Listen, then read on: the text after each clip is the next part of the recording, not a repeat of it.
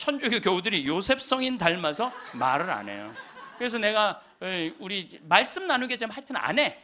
근데 호텔 로비에서 얼마나 근사해요. 갈릴레아 호텔 신앙을 얼마나 간증하고 싶겠어. 아무도 말 안 하는데 70살 먹은 할머니가 손을 번쩍 드는 거예요. 내 말 끝나자마자 자기가 말한다는 거예요. 너무 고맙더라고요. 근데 그분은 할아버지하고 같이 오신 할머니인데 딱 일어나더니 할아버지의 손가락질을 딱 하더니 이렇게 말하는 거예요. 신부님, 내가 평생 이 인간 때문에 고생했다는 거예요. 나이가 70이 넘으면 남편을 대놓고 욕할 수가 있어요. 내가 평생 이 인간 때문에 고생했다는 거예요. 그리고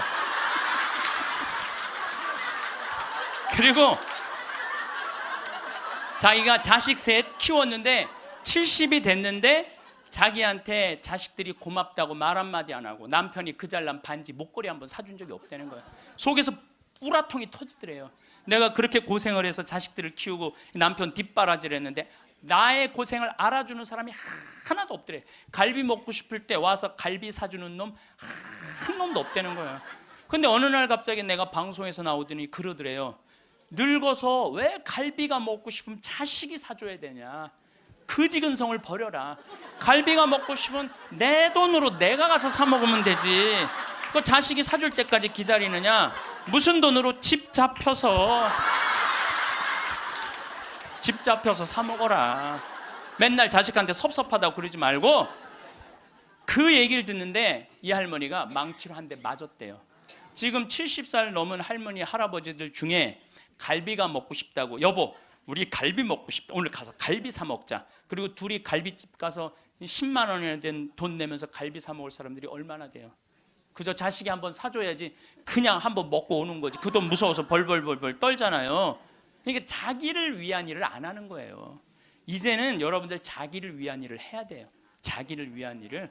어쨌거나 하여튼 이제 나도 이제 사 먹어야 되겠다. 집 잡혀서 그런 생각을 하는데 평화신문에 황창현 신부와 함께 떠나는 도보 성주순례가 딱 떴대. 그걸 보는 순간 이 할머니는 이거다 하고 이 할머니는 그냥 집을 팔았대. 그냥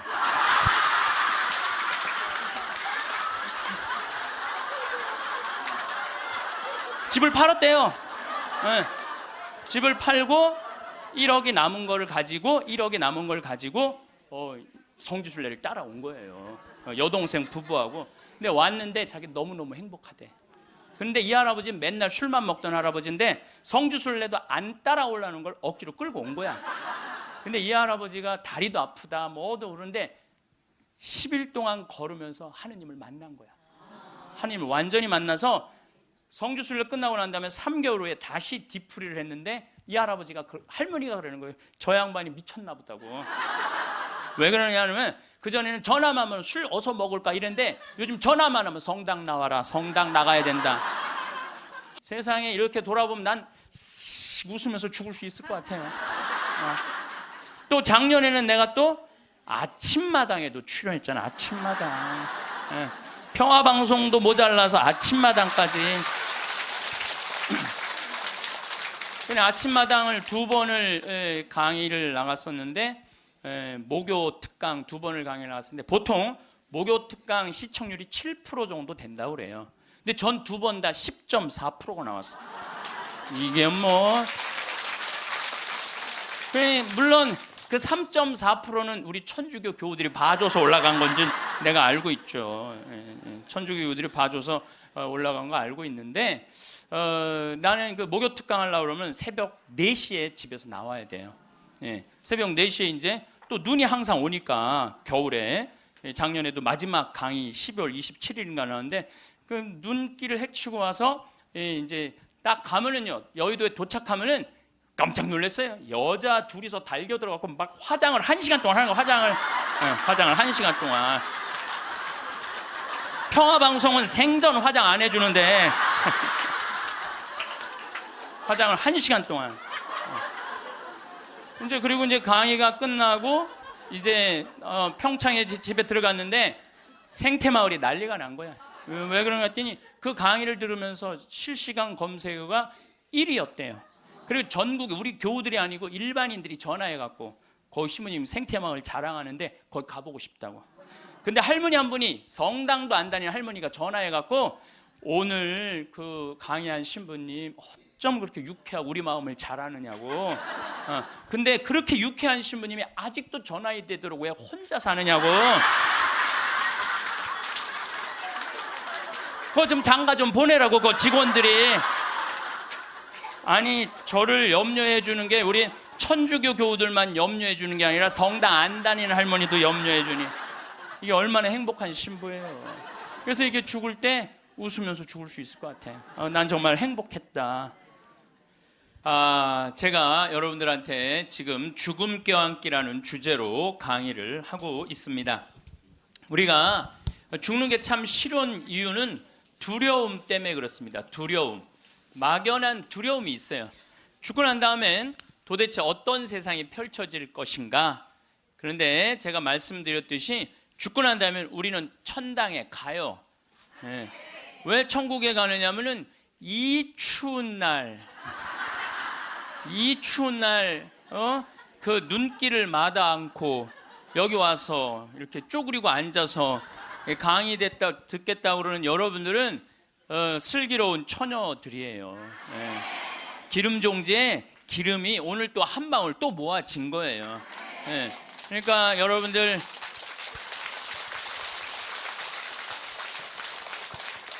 이제 죽는 거 싫어요? 좋아요? 좋아요. 좋아야 돼. 싫어하면 안 돼요. 예.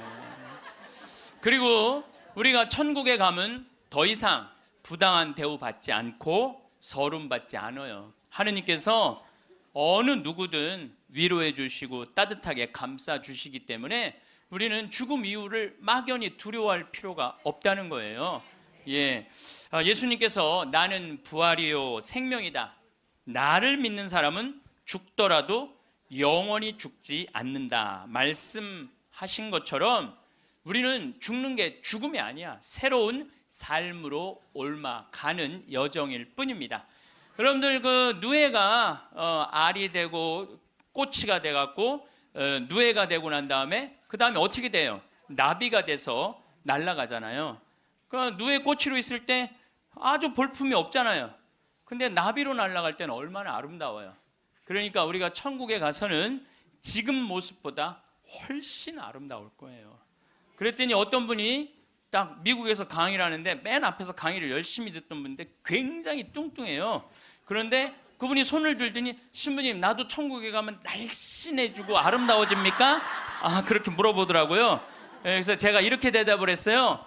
날씬하게 될지는 모르지만 아름답긴 할 거다. 아름답긴 할 거다. 어쨌든 우리가 두려움이 막연한 두려움이 있어요. 근데 하느님을 믿는 우리들은 죽는 것에 대한 두려움 가질 필요 없어요.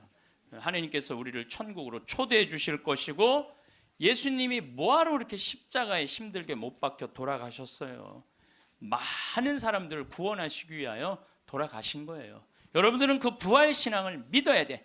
우리 그리스도인들에게 최대의 신앙의 핵심은 부활 신앙이에요. 내가 나비보다 훨씬 아름다운 모습으로 부활할 거라는 이 믿음. 그래도 죽는 게 싫어. 뭐 때문에 그래? 생이별 때문에 그래. 생이별. 아무리 죽어서 천당 간다 하더라도 이 세상에 죽으면 더 이상 사랑하는 아내 볼 수 없고 남편 볼 수 없고 자식 볼 수 없고 부모님 볼 수 없기 때문에 이 생이별, 죽음 때문에 생이별이 되는 거예요. 죽으면 더 이상 사랑할 수도 없고 사람으로서 도리도 못하고 내가 누리고 싶은 호강도 못 누리고 이 세상에서 고생만 하다가 죽는 게 싫은 거예요. 그래서 여기 계신 분들 중에 죽기 직전에 후회하지 말고 죽기 전에 내가 뭘 할 걸 그런 거 후회하지 말고 혹시 돈 100억 정도 있는 분들은 한 10억, 20억만 놔두고 80억은 쓰세요. 맛있는 것도 사 먹고 여행도 다니고 그러면 되지. 제가 요즘 바빠서 텔레비전은 거의 못 보지만은 BBC에서 아주 재미난 프로그램을 해요. 영국 BBC에서 백만장자가 자기 신분을 감추고 아주 힘들게 사는 동네에 들어가는 거예요. 그래서 거기서 정말 열심히 사는 사람을 찾아내는 거예요. 찾아내서 이 사람이 백만장자인데도 불구하고 자기도 가난한 것처럼 해서 그 사람이 정말 열심히 살고 성공할 수 있는 가능성이 있으면은 한 달, 두 달 같이 지내다가 마지막에 깜짝 선물을 해주는 거예요. 당신 내가 커피숍 차릴 수 있도록 가게를 내주겠다. 이런 프로그램이 있어요. 그러니까 이 백만장자가 하는 거야. 백만장자가. 여러분들은 못하죠. 여러분들 누굴 커피숍을 차려줘. 백만장자가 하는 건데 제가 너무 감동적인 그 장면 하나는 그 무료 급식소를 봉사하는 사람이야. 그 무료 급식소를 운영하는 남자인데 백만장자가 들어와서 같이 급식을 해주는 거예요. 근데 이 사람은 뭐 무료 급식소를 하니까 휴가도 한 번도 못 간 거야. 자기 있는 거 다 끌어다가 했는데 백만장자가 마지막에 난 당신한테 감동받았다. 내가 앞으로 당신 무료 급식을 계속 할 수 있도록 돈을 대주겠다. 근데 더 기가 막힌 거는 가만히 보니까 봉투를 하나 더 줘요. 더 주면서 가만히 보니까 당신 무료 급식소 하느냐고 휴가 한 번을 못 갔는데 이거는 당신 자신을 위한 휴가 비행 티켓이고 호텔 예약권이다. 자신을 위해서도 휴가를 한번 가라. 막 저 그걸 보는데 막 가슴이 막 먹먹하더라고요. 그러니까 돈 많은 사람이 좀 그렇게 살았으면 좋겠어. 돈 많은 사람이 그렇게 살았으면 좋은데 우리나라 부자들은 그런 멋이 없어요. 근데 영국 BBC에서 그걸 하니까 미국에서도 요즘은 해요. 그래서 이 백만장자들이 어려운 사람들을 가서 계속 깜짝깜짝 그러니까 사회가 건강해지는 거예요. 우리가 죽을 때 돈 가지고 가는 거 아닙니다. 죽을 때 가지고 가는 거 땅, 재산 이게 아니에요. 공술의 공수거예요. 빈손으로 왔다 빈손으로 가는 거예요. 가지고 가지도 못하고 쥐고 그냥 이거 주려고 인간성도 버리고 나쁜 짓이란 나쁜 짓 다 골라하면서 죽는 사람들 보면 참 제가 보기에는 참 가슴이 아파. 유병원 씨 그렇게 돈을 많이 모아놨다가 결국 죽을 때 돈 갖고 갔어요? 한 푼도 못 갖고 갔어요. 어떻게 해서? 다 놔두고 갔어요. 마지막에 뭐 순천 쪽에서 도망 다닐 때 현찰이 8억 6천 우리나라 돈 8억 6천 있고 달러가 16만 달러 1억 6천이 있었대요. 근데 그거 손도 못 댔어요. 마지막에 그 집에서 도망 나갈 때 이 가방에 마지막에 있었던 건 수쿠알렌 몇 알 딱 갖고 떠난 거야. 수쿠알렌 몇 알. 여러분들 죽을 때 돈 갖고 떠나는 게 아니에요. 우리가 죽을 때 뭘 갖고 가느냐면은 추억 갖고 떠나는 거. 추억. 내가 이렇게 인생을 돌아봐서 야, 난 정말로 즐거웠어. 나 정말로 행복했어. 이런 추억이 있는 사람이 죽을 때 행복하게 죽을 수 있어요. 여러분들도 가만히 인생 돌아봐서 즐거웠던 추억이 하나도 없어. 고생만 슉샬나게 한 추억밖에 없어. 그렇다면 여러분들 인생 잘못 사는 거예요.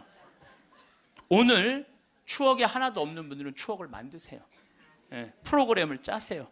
그 백만장자가 그 무료급식 한다고 몇 년 동안 3년 동안 휴가도 한 번 안 간 사람한테 자신을 위해서도 시간을 내라고 남을 위해서 희생만 하지 말고 왜냐하면 사람이요 남을 위해서 너무 희생하다 보면 지쳐요. 저는 제 인생을 이렇게 돌아보면은 전 정말 행복한 사람 중에 하나예요. 저는 초등학교 때 토요일 일요일이 되면 아버지하고 전 수원 사람인데 매일 뒤에 광교산에 놀러를 갔어요. 광교산에 가서 가재 잡고 메뚜기 잡고 가을이면 도토리 줍고 밤 따고 감서리하고 그 다음에 도라지 캐고 더덕 캐고. 그러니까 초등학교 때 며칠 전에 성복동 성당이라는 곳에 강의를 갔는데 광교산 밑에 있더라고. 다 생각이 나요. 상강교, 하강교, 뭐 미군 레이더 기지, 뭐 주한말 농장, 뭐 쫙 지금도 40년 전 일인데 머릿속에 아직도 그 즐거웠던 추억이 그대로 남아 있어요. 나 초등학교 때 공부했던 기억은 거의 없어요. 매일 놀러 다녔던 기억. 그 생각하면 참 행복해요. 그리고 광교산만 가면은 내가 여기서 초등학교 때 여기 즐겁게 놀았지. 중고등학교 때 또 성당 참 학교는 일요일은 안 갔는데 성당은 월요일부터 일요일까지 갔어요. 월요일부터 일요일까지. 그 여름에 캠프 간다고 우리 때는 4박 5일 갔어요. 그때는 또 어디 놀러를 갈 때가 있어요. 성당에서 가는 캠프가 최고의 행사였죠.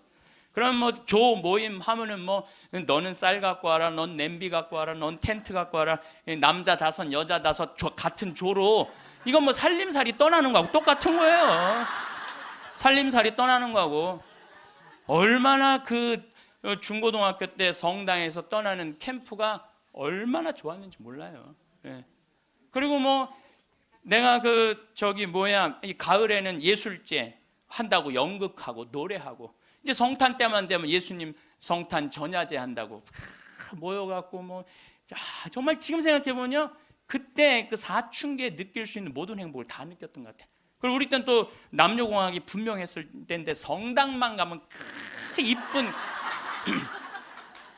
그 이쁜 아가씨들이 그냥 얼마나 우리 성당에 특별히 이쁜 여자애들이 많이 왔던 것 같아요. 그리고 그 성당 그때 학생의 프로그램이요 너무너무 좋았어요. 지금 애들이 학원에 다니지만 우리 때는 뭐 학원 그런 게 어디 있어요. 성당 가는 게 유일한 탁구 치고 성당에서 참 좋았던 것 같아요. 그래서 그때 우리 그 학생의 아이들이 신부가 10명이 됐어요. 신부가 10명이 됐어요. 그래갖고 지금 우리 교구에 뭐 사무처장, 관리국장, 사무국장 다 사목국장 우리 성당 출신 신부들이 다 하고 있어요. 다 하고 있어요. 그렇게 그때 그 신앙의 그 교육이 풍요로웠던 거죠. 예. 그리고 수녀님들도 많이 나오고 그 유명한 수녀님들 중에 하나는 또 누구냐면은 김혜윤 베아트릭스 수녀라고 성서 가르치는 수녀님 있잖아요. 뭐 같은 성당을 다녔지만 그 수녀님하고 우리는 질이 달랐어요. 그 수녀님은 공부를 너무너무 잘해갖고 전교 1등을 놓친 적이 우리는 저 밑에서 그냥 그 수녀님 나보다 1살 어리거든요. 그땐 참 예뻤는데 로마 유학 갔다 오더니 팍 늙어갖고 근데 지금도 이쁘다고 사람들은 그러긴 그러는데 그땐 참 예뻤어요 수녀님이. 그러니까 얼마나 그 공동체가 어제도 서울 둔총동 성당에 강의를 갔는데 그 나보다 한 2-3살 나이 많은 누나였는데 그때도 예뻤는데 지금 보니까 50, 한 4, 5이 됐는데 지금도 그렇게 이쁘더라고 그 누나가. 어제 너무 만나서 반가웠는데 그 누나도 아들이 지금 서울신학교 2학년 지금 다니고 있다는 거예요. 그러니까 신앙이 얼마나 좋았던 거예요. 그 공동체가. 그러니까 그 중고등학교 생각하면 나는 정말 행복한 사춘기를 보낸 거죠. 그래서 내가 제일 화려했을 때는 언제였느냐면은 신학교 때. 저는 방학이 싫었어요. 신학교 생활이 너무 재밌었어요. 먹여주지, 재워주지, 기도시켜주지, 철학 가르쳐주지, 신학 가르쳐주지, 성서 가르쳐주지. 이 신학교 교육이요, 내가 보기엔 이 교육 제도 중에 제일 좋은 것 같아. 그래서 좀 신학교 7년 참 행복하게 살았어요. 보좌 신부 때는 또 훌륭한 본당 신부님 모시고 우리 천주교 교우들은 보좌 신부들 이렇게 바라보는 눈이 사랑으로 꽉 차 있어. 그 느껴요. 이렇게 보면 보좌 신부 딱 보면 사랑으로 꽉 차 있어. 본당 신부 10년 동안 교우들이 참 내 말 잘 듣고 신부를 업고 살죠. 한국 천주교 교우들은 참 이렇게 보면은요 너무너무 행복했던 것 같아.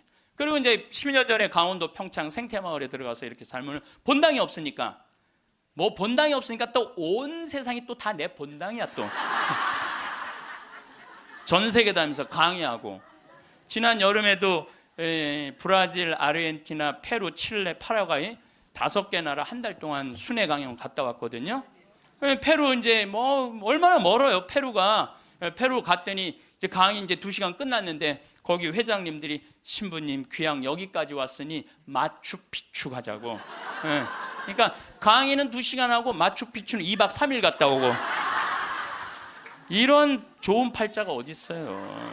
브라질 가면 또 뭐 리오데 자네이루 또 아름다운 항구 예수님이 이렇게 펼치고 있는 데 있죠. 이번에 월드컵 한데 참 얼마나 좋은 팔자예요. 깔라파테라고 아르헨티나 맨 밑에 빙하 있는데 신부님 환경하시니까 꼭 보셔야 된다고. 신부님은 신부로 사니까 팔자가 좋아서 그렇지 우리는 얼마나 힘든지 몰라요. 사는 거 무슨 우리가 즐거운 추억이 있어요. 저도 여러분들 힘들었을 때 많았어요. 인생 50살밖에 안 됐지만은 돌아보면 즐거웠었던 일만 있었던 거 아니에요.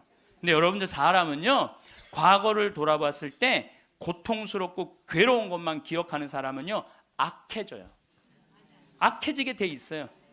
근데 즐거웠던 것만 의도적으로 기억하려고 하면 선해지게 돼 있어요.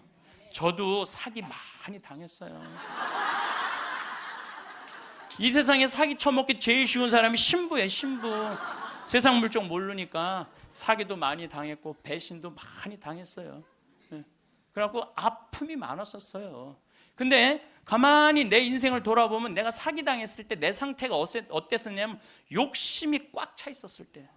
그러니까 내가 강의 때 여러분들 욕심 부리지 말라는 게 그냥 하는 말이 아니라 이 온 몸에서 경험을 하고 나온 말이에요. 온 몸에서 경험을 하고 나온 얘기, 그냥 하는 얘기가 아니에요. 온 몸에서 나온 거죠. 또 뭐 배신도 많이 당했고, 그러면서 제가 깨달은 게 있어요. 아, 욕심 부리지 말아야 되겠구나.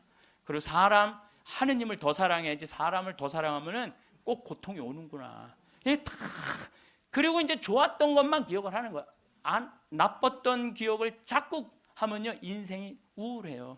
습관이에요, 습관. 여러분들 그 불행한 사람들, 며칠 전에 그 신문에 아주 재미난 게 나왔어. 불행한 사람 10가지 특징이 나왔어. 자신과 남의 단점만 본다. 불행한 사람들은요, 자신과 남의 단점만 본대요. 그 다음에 두 번째, 변화시킬 수 없는 것에 대한 걱정을 한다. 그러니까 과거를 집착하는 거야. 과거에 내가 왜 그랬을까? 안 바뀌어요, 과거는. 그 다음에 쉽게 포기한다. 뭘 하다가 그냥 금방 포기하는 사람, 이 사람 불행해진다는 거죠. 운동을 하지 않는다. 운동하는 사람이 행복해요. 그래서 여러분들 꼭 운동하셔야 돼요. 그 다음에 성취 불가능한 목표를 세운다. 성취 불가능한 목표를 세운다. 건강에 좋지 않은 음식만 골라 먹는다. 그러니까 우리가 행복하려면 건강에 좋은 음식을 먹어야 돼. 우리 청국장 가루 같은 거, 이런 거. 얼마나 좋아요, 이 청국장 가루 같은 거. 나도 오늘 아침에 좀 일찍 나오는 바람에 청국장 가루를, 저는 그냥 제가 일어나자마자 제가 타 먹어요, 맹물에. 그걸 먹으면요, 기분이 참 좋아요. 그리고 이제 요즘은 이제 시래기, 무청 있죠? 우리 생태마을에 그냥 온 생태마을에 무청이 널려 있어요, 지금. 그걸 보고 있으면 기분이 좋아요. 그 시래기 탁 삶아갖고 무쳐갖고 밥을 비벼 먹으면, 우리 생 청국장에다 밥을 비벼 먹으면 너무 맛있어. 잠을 충분히 자지 않는다. 불행한 사람들. 인터넷에 갇혀 산다. 남에 대해 험담, 부정적인 말만 한다. 불행한 사람들은 이런 다 기미가 있어요. 그 다음에 마지막에 용서하기를 거부한다. 난 절대 용서할 수 없어. 이 사람들이 다 불행하다는 거예요. 그래서 여러분들 이렇게 인생을 돌아보면서 억울하고 분한 것만 새기지 마라. 특별히 우리 할머니들, 내가 대동아 전쟁에 시집으로 와서 6.25 전쟁 때 1.4.5태 때 고생한 얘기, 그거요, 청승이에요, 청승. 행복했던 기억만 하시면 좋아요. 그 다음에 죽을 때 뭐 갖고 가냐면 선행 갖고 가는 거. 선행. 죽을 때 선행 갖고 가는 거. 여러분들 죽을 때 땅 갖고 가는 거 아니라니까요. 집 갖고 가는 게 아니라니까요. 재물 갖고 가는 게 아니에요. 이거는 갖고 갈 수 없는 거야. 갖고 갈 수 없는 거야. 오늘도 전심 먹으면서 잠깐 대화를 했는데, 사람들을 보면요, 1000개를 가지고 있으면서 1개밖에 못 누리고 사는 사람이 있어요. 근데 100개를 가지고 99개를 누리고 사는 사람이 있어요. 그럼 여러분들 1000개 가진 사람은 이게 뭐 1000개 가지나 많아요. 이 사람이 죽을 때 그랬는데, 돈이 너무 많은 사람은 그걸 못 쓰고 죽어서 못 죽는데요. 돈이 너무 많은 사람들은. 그러니까 쓸 수 있을 때 열심히 쓰라는 거예요. 두 번째로는 선행이야. 마태복음 25장에 예수님이 이런 얘기를 합니다. 오른쪽에는 양, 왼쪽에는 염소를 갈라놓고 이런 얘기를 해요. 내 오른쪽에 있는 사람들한테, 내 아버지의 복을 받은 이들아, 와서 세상 창조 때부터 너희를 위하여 준비한 나라를 차지하여라.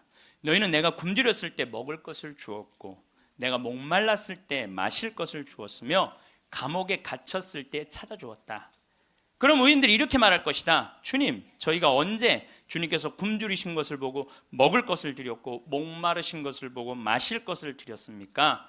언제 주님께서 나그네 되신 것을 보고 따뜻히 맞아 드렸고 헐 벗으신 것을 보고 입을 것을 드렸습니까? 언제 주님께서 병드시거나 감옥에 계신 것을 보고 찾아가 배웠습니까? 그러면 임금이 대답할 것이다. 내가 진실로 너희에게 말한다.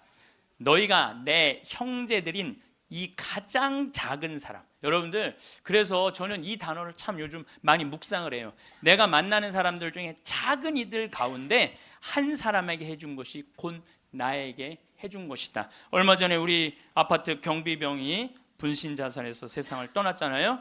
가장 작은 이한테 해준 게 누구한테 해준 거야? 예수님. 이 지금 대한민국 사람들이 이 말씀을 새겨야 돼요. 돈 좀 벌었다고 작은 이들을 무시하는 이런 사회, 왼편 염소 쪽으로 가는 거예요. 여러분들 오른편 양쪽으로 가려면 어떻게 해야 돼? 작은 이들 중에 목마르고 헐벗고 배고프고 감옥에 갇히고 나그네 된 사람한테 따뜻하게 대해야 되는 거예요. 록펠러라고 있어요. 미국 부자. 이 사람 죽었는데 얼마나 부자냐면 1850년도에 태어난 사람인데 55살에 전 세계의 90%를 줘요. 세계에서 최고로 부자였어요. 55살에 이 사람이 불치병을 딱 판정을 받아요. 1년밖에 못 산다고. 1년밖에 못 사니 전 세계 최고의 부자인데 55세 1년밖에 못 사니 얼마나 기가 막혀요. 병원에서 탁 나오는데 이렇게 보니까 병원 정가운데 뭐라고 써 있느냐면은 받는 자보다 주는 자가 행복하다. 그거를 봐요. 그거를 보고 막 가슴에 전율을 느껴요. 어떤 전율을 느끼냐면 자기는 돈이 그렇게 많은데도 준 적이 없는 거야. 막 회사 병합하고 뺏고 막 이랬거든요. 아주 냉혈한이었어요. 예. 완전히. 그래갖고 가만히 나는 그 많은 돈 중에 준 적이 없네. 준 적이 없네. 여러분들 마음 가끔 이렇게 말하는 분들이 있어. 누가 나 좀 돈 좀 안 주나? 이 사람 불행한 거예요. 이 사람 무조건 불행한 거예요. 내가 누구 돈 좀 줘야지 이 사람이 행복한 거예요. 항상 얻어먹을 자세가 돼 있는 사람은 불행한 거예요. 주려고 그래야 돼. 주려고. 그래서 저는 본당 신부하면서도 교우들하고 밥을 먹어도 정말 내가 냈지 교우들이 돈 못 내게 했어요. 왜냐하면 가만히 보면 교우들 먹고 살기 바쁜데 자식도 공부시키고 월세 세금 내기 바빠 죽겠는데 신부한테까지 돈을 뺏기면서 밥을 사주는 거예요. 이게 그래서 나는 내가 정말 많이 냈어요. 그 처음에 신부님한테 밥 얻어 먹은 적이 평생에 처음이라는 교우들을 참 많이 봤어요. 신부님 무슨 돈이? 나 돈 많아. 나는 강사료도 많고 인세가 또 많이 들어오잖아요. 나는 인세도 많이 들어오고 그래서 난 많으니까 걱정하지 마라. 그래갖고 난 다 사줬어요. 그래도 난 내 주머니에 한 번도 돈이 떨어져 본 적이 없어요. 이게 언제 들어오냐면 내 영명 죽일 때 다 들어온다니까요. 내 영명 죽일 때. 그리고 예수님이 뭐라고 그러냐면 5,000명 빵 먹일 때 너희들이 줘라. 그러니까 제자들이 이 많은 사람들 어떻게 우리가 주냐 그러니까 예수님이 이런 말을 해요. 너희가 거저 받았으니 거저 주어라. 참 이 말이 전 좋아요. 우리가 나누지 못하기 때문에 인생이 괴로운 거죠. 그래갖고 록펠러가 나는 이렇게 많이 줄 수 있는데 내가 하나도 못 주고 죽는구나. 근데 마침 그 병원에서 호텔 로비에서 딸아이 입원비가 없어갖고 막 병원 사람들한테 제발 내 딸 좀 입원 시켜달라고 막 울며 불며 매달리는 엄마를 봐요. 록펠러가 그걸 보고 비서를 시켜서 병원비를 대주라고. 병원비를 대줬는데 그 소녀가 기적같이 나요. 록펠러가 너무너무 행복한 거야. 야, 나도 이렇게 나누니까 이렇게 좋으네. 내가 남은 1년 동안 나눠야 되겠다. 그래서 막 시카고 대학도 세우고 병원 한 2,000개 세우고 도서관도 세우고 고아원도 세우고 그 남은 시간 동안 돈이 많으니까 엄청나게 나누기 시작을 했어요. 근데 그렇게 나누다 보니까 록펠러가 이 55세 죽는 데는 록펠러가 98까지 나누다 죽었어요. 98까지 나누다 죽었어요. 그러면서 죽으면서 록펠러가 이런 얘기를 해요. 어떤 얘기를 하느냐면 내가 쥐려고 그랬던 55년은 쫓기고 살았다는 거예요. 인생을.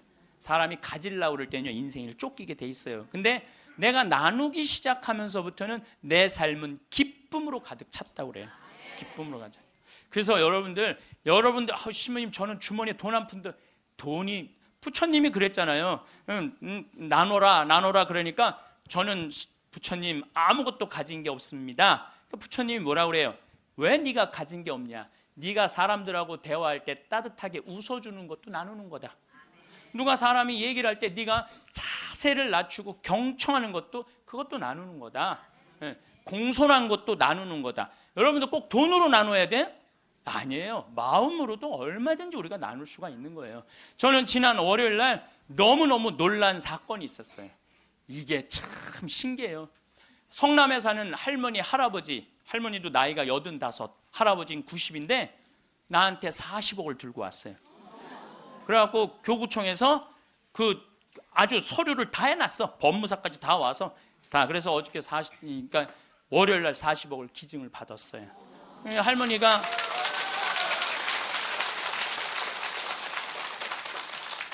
그러니까 되는 놈은 되는 거야.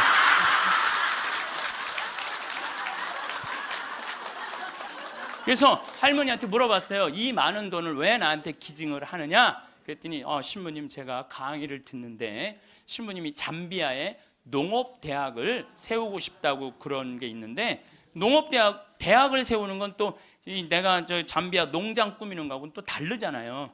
근데 저 신부님이 지금 저렇게 열정적으로 일을 하는데 나는 이제 떠날 날이 얼마 남지 않았는데 근데 그래서 이제 신부님한테 기증을 하기로 했다고. 근데 할아버지가 더 멋있는 거야.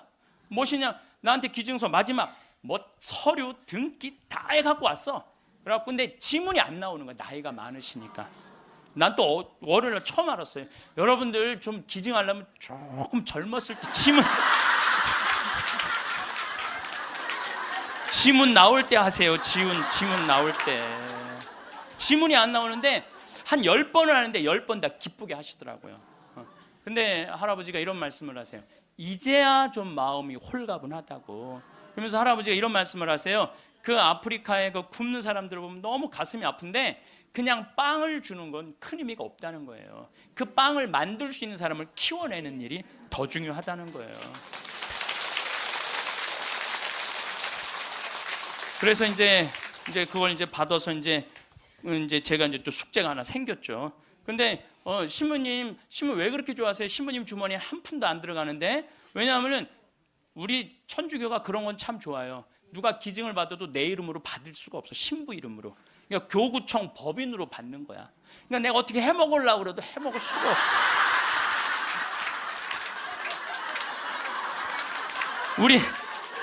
우리 주교님 도장을 훔쳐야지 해먹을 수 있는 거니까. 주교님 도장을 훔쳐야지. 근데 그 할아버지가 더 기가 막힌 말씀을 하셨어요. 어떤 말씀을 하셨느냐면은 신부님 아들한테 물어봤대요. 내가 이거를 40억을 신부님한테 기증하기로 했다. 그랬더니 아들이 아버지 기증하세요. 나 넓은 집이 있고 직장이 있는데 그거 돈 많으면 머리 아파요.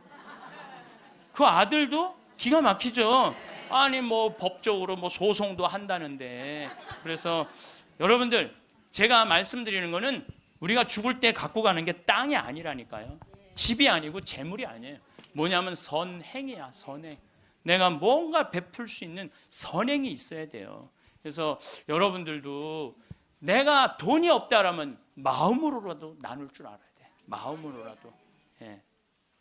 그리고 죽을 때 갖고 가는 건 결정적인 건 믿음이야. 믿음이 없는 사람은요 노잣돈 없이 떠나는 거예요. 믿음이 없는 사람은 노잣돈이 없이 떠나는 거. 죽을 때 빈 털터리로 떠나는 거. 빈 털터리로. 근데 내가 주님께서 날 기다리고 계셔. 주님께서 날 맞아주실 거야. 이 믿음 있는 사람은요 여행 떠날만 해요. 근데 딱 저승에 들어섰는데 아무도 날 데려가는 사람, 깜깜한 어둠만 날 기다리고 있는 사람은 너무너무 힘든 거죠. 제가 한 10년 전에 우리 후배 신부들을 데리고 제주도에 스킨스쿠버를 데리고 갔어요. 바다에 들어가는 거. 그런데 뭐 한 6, 7명 신부들하고 지구 신부들하고 갔는데 문섬, 새끼섬, 서귀포 쪽에 거기가 참 아름다워요. 근데 이제 그 신부들은 초보니까 강습을 받고 나는 좀 할 줄 아니까 새끼섬에 바다에 이렇게 들어가서 이제 혼자 절대 가면 안 되는데 그래도 이제 혼자 이렇게 좀 옆에 이제 강습하는 거 보고 혼자 이렇게 돌았어요. 근데 그 신부 중에 하나가 물 공포증 있는 신부가 있어요. 너는 여기서 낚시만 해. 그래갖고 이제 그 신부는 위에서 낚시를 하고 있는데 나는 이제 바다에 들어 물고기가 얼마나 많은지 몰라요. 돔, 뭐 돌돔, 뭐 하여튼 물고기가 얼굴을 치고 지나갈 정도로 물고기가 많아요. 바다에 들어가 보면은. 그래갖고 이제 한 바퀴 한 30분 이제 다이빙을 하고 나와서 그 후배 신부한테 물어봤어요. 물고기 좀 잡았어? 이 신부가 한다는 얘기가 신부님 한 마리도 없나 봐요. 30분 동안 한 마리도 못 잡았어요. 그러는 거예요. 그 많은 물고기를 두고 그 위에서 낚시하는 사람은 한 마리도 없는 줄 알고 그냥 계속 한 마리도 없다고 투정을 부리더라고요. 신앙생활도 똑같아요. 신앙생활도 내가 하느님을 믿고 하느님 안으로 빠져들면은요, 그 안에는 온 세상이 하느님의 섭리야. 하느님의 손길이고 하느님의 사랑이야. 근데 많은 사람들은 그 물속에 뛰어들지 않아요. 뛰어들지 않고 바깥에서 있는 거야, 없는 거야. 하느님 계신 거야, 안 계신 거야. 이러고 있으니까 잡아요, 못 잡아요? 못 잡아요. 여러분도 오늘도 야 명동에 오늘 그 신부님 강의 간대자 가자. 데리고 올라오래. 아유 뭘 가, 니네나 가. 난 나중에 기회 되면 갈게. 그 사람은요 못 잡는 거예요. 물고기를 못 잡는 거예요. 얼마나 하느님 안에 들어가면은 신앙의 보물이 얼마나 많은데. 또 우리 보자 신부님이 그런 얘기를 해요. 보자 신부님이 자기 낚시를 참 좋아해요. 우리 보자 신부님이. 근데 신부님 강론 때 그러더라고요. 보면은 아무리 물고기가 안 나와도 한 자리에서 4시간, 5시간 앉아있으면 결국은 나올 때 되면 밑밥을 뿌리면은 나올 때 되면 엄청나게 나온다는 거예요. 우리 보자 신부님이 우리 조카 며느리 아이가 아기를 가져갖고 잉어를 좀 해달라는 거예요. 가면 막 이렇게 잡아오는 거예요. 어떻게 이렇게 재주가 좋으냐 그러니까 신부님이 한 자리에 계속 있으면 잡는다는 거예요. 한 자리에 계속 있으면은. 근데 자기가 낚시터에 가보면 한 마리도 못 잡아가는 사람이 있대. 어떤 사람이냐면 1시간씩 옮기는 사람이에요. 이 사람은 하나도 못 잡고 가는 거야. 하나도 못 잡고. 그래서 신앙도 꾸준한 사람이, 변함이 없는 사람이 엄청난 보화를 끌어올릴 수 있는 거예요. 그래서 우리 죽을 때는 추억, 선행, 믿음 갖고 가는 거예요. 집 갖고 가는 게 아니라니까요. 어쨌든 내가 지난 2월 달에 이제 성주순례 이제 가서 이제 갈릴레아 호수를 도는데 그 갈릴레아에서 3일을 머물었어요. 갈릴레아가 신앙의 유산이 너무 많아요. 5,000명 먹이신 빵의 기적도 갈릴레아 호수에서 했지. 산상 설교도 갈릴레아에서 했지. 풍랑 걸은 데도 갈릴레아지. 제자들하고 예수님하고 만난 데도 갈릴레아지. 얼마나 많아요. 그러니까 거긴 3일을 머물렀죠. 3일을 머무르고 이제 저녁에 이제 모여갖고 80명 순례자들한테 오늘 느낀 신앙의 감동을 나눔 얘기를 하자고 그랬어요. 근데 참 우리 천주교 신자들은 이상하죠. 말 그렇게 잘하다가도 말씀 나누게 하자 그러면 입을 다물어. 말씀 나누게 하자 그러면. 내가 아는 뭐 몇몇 연예인도 있으면 연예인들을 만나고 얘기를 하면 신앙이 너무너무 좋아요. 그런데 방송에만 나가면 절대 말 안 해. 신앙에 대해서. 신기해. 개신교 성도들은 간증하라고 그러면 그냥 뛰어나가고 서로 하려고 그러는데 우리는 그냥 잘 놀다가도 자 지금부터 말씀 나누기 전에 내가 묵상을 했어요. 왜 우리 천주교 교우들이 이렇게 입이 무거운가. 내가 묵상을 했어요. 답을 찾아냈어요. 요셉 성인 닮아서 입이 무거운 거. 요셉 성인 닮아서. 요셉 성인이 참 입이 무거워요. 보면은 아니 장가를 가려고 딱 했는데 마리아가 애를 배 갖고 온 거야. 기가 막히잖아요. 나는 손도 잡은 적이 없는데 그럼 일반 사람이면 뭐라 그럴 거냐. 친구들한테 야 얘기 좀 하자. 야, 난 너무 고민이 있어. 아니 마리아가 결혼도 하기 전에 애를 배웠네. 이거 어떻게 하면 좋지? 분명히 이렇게 얘기했을 거예요. 근데 요셉 성인은 아무한테도 말하지 않고 혼자 파혼하기로 혼자만 마음속으로 생각을 해. 우리 천주교 교우들하고 똑같은 거예요. 12살 때 예수님 3일 동안 잃었다가 3일 만에 찾았어. 3일 동안 근데 나는 요셉 성인도 참 대단해요. 내 애도 아니고 그렇잖아요. 내 애도 아니고 마누라도 내 마누라도 아니야. 사실은 그렇잖아요.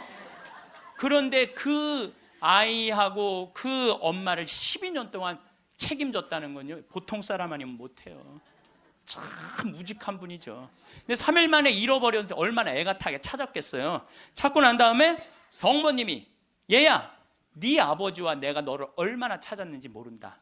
나는 이 말도 참 묵상을 많이 하는 말 중에 하나예요.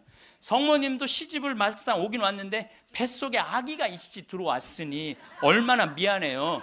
그러니까 항상 요셉 성인한테 미안한 마음이 있었던 것 같아. 그래서 여러분들 3일 만에 잃었던 애를 찾았어. 그럼 여러분들 뭐라 할까? 이놈의 새끼, 내가 너 얼마나 찾았는지 알아? 분명히 이랬을 거야. 근데 성모님은 자기를 먼저 내세우지 않았어요. 자기 아이임에도 불구하고 얘야, 네 아버지와 내 남편을 인정해 준 거죠. 남편을 존중해 준 거죠. 네 아버지와 내가 너를 얼마나 찾았는지 모른다. 그런데도 요셉 성인은 아무 말도 안 해. 한마디도 안 해. 찾았으면 됐지 뭐 이거죠. 한마디도 안 해요. 내가 이번에 성주순례 가서도 너무 많은 걸 느꼈는데, 그 대학생이 엄마 아빠를 따라온 거야. 인천공항이 딱 나를 바라보는 눈빛이 흰 눈동자 95% 까만 눈동자. 너 때문에 내가 여기 따라왔다. 근데 이 친구가 성주순례를 하루를 걷더니 이틀을 걷더니 눈빛이 바뀌는 거예요. 그러면서 마지막엔 이 친구가 이런 말을 하더라고요. 신부님, 저는 가슴이 지금 터질 것 같이 행복하다는 거예요. 살아계신 예수님을 만나서 가슴이 터질 것 같이 행복하다는 거예요. 그리고 그 친구는 엄마 아빠가 길을 잃고 공부 굉장히 잘하는 아이였어요. 근데 지금 의대 공부를 한대요. 내가 아프리카에 좀 가서 봉사 좀 하자 그랬더니 그러니까 길을 찾은 거지. 그러니까 여러분들 제발 좀 죽기 전에 가지 말고 언제 가? 지금 가세요. 지금 가세요.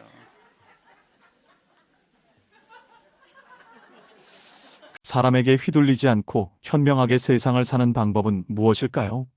어떤 사람들과 인간관계를 형성하고 있는지에 따라 삶의 행복도가 달라집니다. 불편하고 불필요한 인간관계는 억지로 끌어안고 있지 말아야 합니다. 이쯤 살고 보니 어떤 사람들을 내 주변에 두지 말아야 하는지가 조금은 보입니다. 특히 호의를 권리로 아는 사람들은 상대방의 배려심을 악의적으로 이용하면서 하나를 받으면 둘을 바라고 9을 받으면 10을 바랍니다. 상대방의 호의에 감사할 줄 모르고 바라기만 하는 전형적인 나쁜 사람들입니다. 인간은 혼자서는 아무것도 할 수 없는 존재입니다. 즉, 모든 것은 관계에서 시작되는 법입니다. 그러나 나보다 나을 것이 없고 내게 알맞은 벗이 없을 땐 차라리 혼자 선한 생활을 하는 편이 낫습니다. 그 사람이 설령 가족이라도 오래된 친구라도 관계를 정리해야 될 수도 있습니다. 오늘의 지혜는 나에게 악영향을 미치는 사람을 알아보는 방법입니다. 영상을 끝까지 시청하셔서 여러분은 어리석은 사람의 길동무가 되지 않으시길 바랍니다.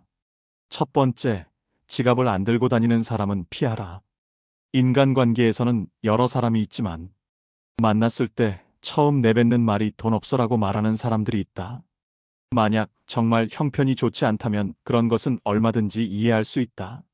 하지만 그들을 살펴보면 평소 자기가 하고 싶은 것들은 모두 누리고 삶을 즐기면서도 유독 사람을 만날 때만 되면 돈이 없다 말하고 밥을 얻어먹거나 무언가 부탁을 한다면 그 인간관계는 오래 갈 수 없으니 일찌감치 정리하는 것이 이롭다.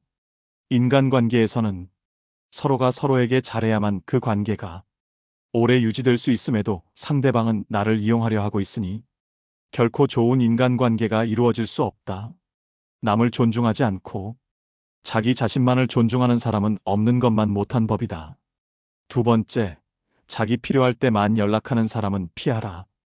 인간관계에서 자주 만나거나 연락을 하고 친하지 않는 사이인데 어쩌다 연락이 오면 서로 안부도 묻지 않고 자신의 요구만 말하는 사람이 있다.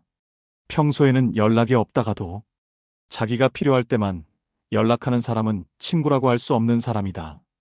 이런 사람은 즉시 손절하는 것이 이롭다. 부탁을 들어준다는 것은 나의 재산이나 시간을 써서 남에게 이득을 주는 행동이므로 굉장히 조심스러워야 함에도 불구하고 자주 접하지도 않는 사람에게 이러한 부탁을 하는 사람은 굉장히 뻔뻔하고 자기 중심적인 사람일 가능성이 높다. 더 이상 이용당하지 말고 과감하게 잘라내라. 세 번째, 종교나 정치적 신념을 강요하는 사람은 피하라. 사람은 모두가 같을 수는 없다. 결국 사람 간의 관계는 서로의 다름을 인정하고 다른 사이에서 관계의 가치를 얻어가는 것이다. 따라서 크게 아무리 자신에게 좋다 한들 남에게 강요해서는 안 되는 법이지만 그 중에서도 종교나 정치적인 신념은 결코 강요해서는 안 된다. 이런 사람을 계속 만나는 것은 매우 피곤한 일이고 실제로도 인간관계에서 신념으로 인해 다툼이 일어나고 주먹다짐으로 번지기까지 한다. 이런 사람들을 맞춰주기 위해서는 내 신념을 속이던지 신념을 포기해야만 한다. 이런 사람과 의미 없이 논쟁하지 마라. 현명한 사람들은 어떠한 상황에서도 상대방 진심을 짓밟는 의미 없는 논쟁은 하지 않는다. 그게 어떤 주제가 됐든지 간에 논쟁이 시작되면 서로는 원래 성격보다 자기 관점을 더 세게 고집하기 십상이다. 사실 이러한 논쟁은 아무런 의미도 없고 필요도 없다. 논쟁에서 졌다면 그저 할 말이 없다. 한편 상대방을 철저히 눌러 이겼다. 한들 무슨 소용이 있으랴? 그것은 일시적으로 승리를 거둔 것일 뿐. 그 승리의 쾌감은 결코 오래가지 못한다. 이뿐만 아니라 가장 큰 문제점은 논쟁에서의 승리를 상대방의 자존심을 짓밟은 대가로 얻었다는 것이다.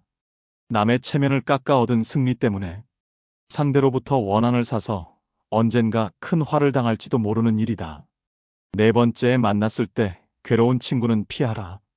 우리 인간관계에서는 친구와 약속을 정하면 취소가 되길 바라는 마음이 들고 만나도 크게 재미도 없고 핑계를 대서라도 집에 있고 싶어지는 그런 친구가 생기기 마련이다. 처음에는 만나면 즐거웠던 친구가 점점 재미없어지고 나와 안 맞는 것 같다는 생각이 들면 인간관계를 정리해야 하는 하나의 신호로 받아들여도 좋다. 왜냐하면 살아가는 세월 동안 그 친구도 변했고 나도 많이 변했을 것이다. 예전에는 함께 생활하며 그 친구와 닮은 점도 많았을 것이고 교우관계도 비슷했을 테지만 결국에는 접하는 사람들도 달라지고 마주치는 상황도 크게 달라졌다. 그렇기에 예전에는 만나면 즐거웠던 사람도 나이가 들수록 안 맞는다고 느끼는 것이다. 내가 귀찮고 힘들어하는 만큼 그 친구 또한 나를 만나는 것을 귀찮고 힘들어할 가능성이 없을 수 없다. 인간관계는 일방이 아닌 쌍방이기 때문이다. 따라서 그와 나 자신을 위해서라도 조금씩 연락을 멀리하며 서서히 거리를 두는 것이 어떨지 진지하게 고민해보는 것이 좋다. 다섯 번째, 남의 고민을 가볍게 여기는 사람은 피하라. 이 세상에 무거운 고민과 가벼운 고민은 따로 존재하지 않는다. 내가 느끼기에 별게 아닌 고민도 남에게는 죽는 것이 나을 정도로 힘든 상황일 수도 있기 때문이다. 왜냐하면 삶의 무게는 상대적이라. 사람마다 각자가 느끼는 삶의 무게는 제각각 다르기 때문이다.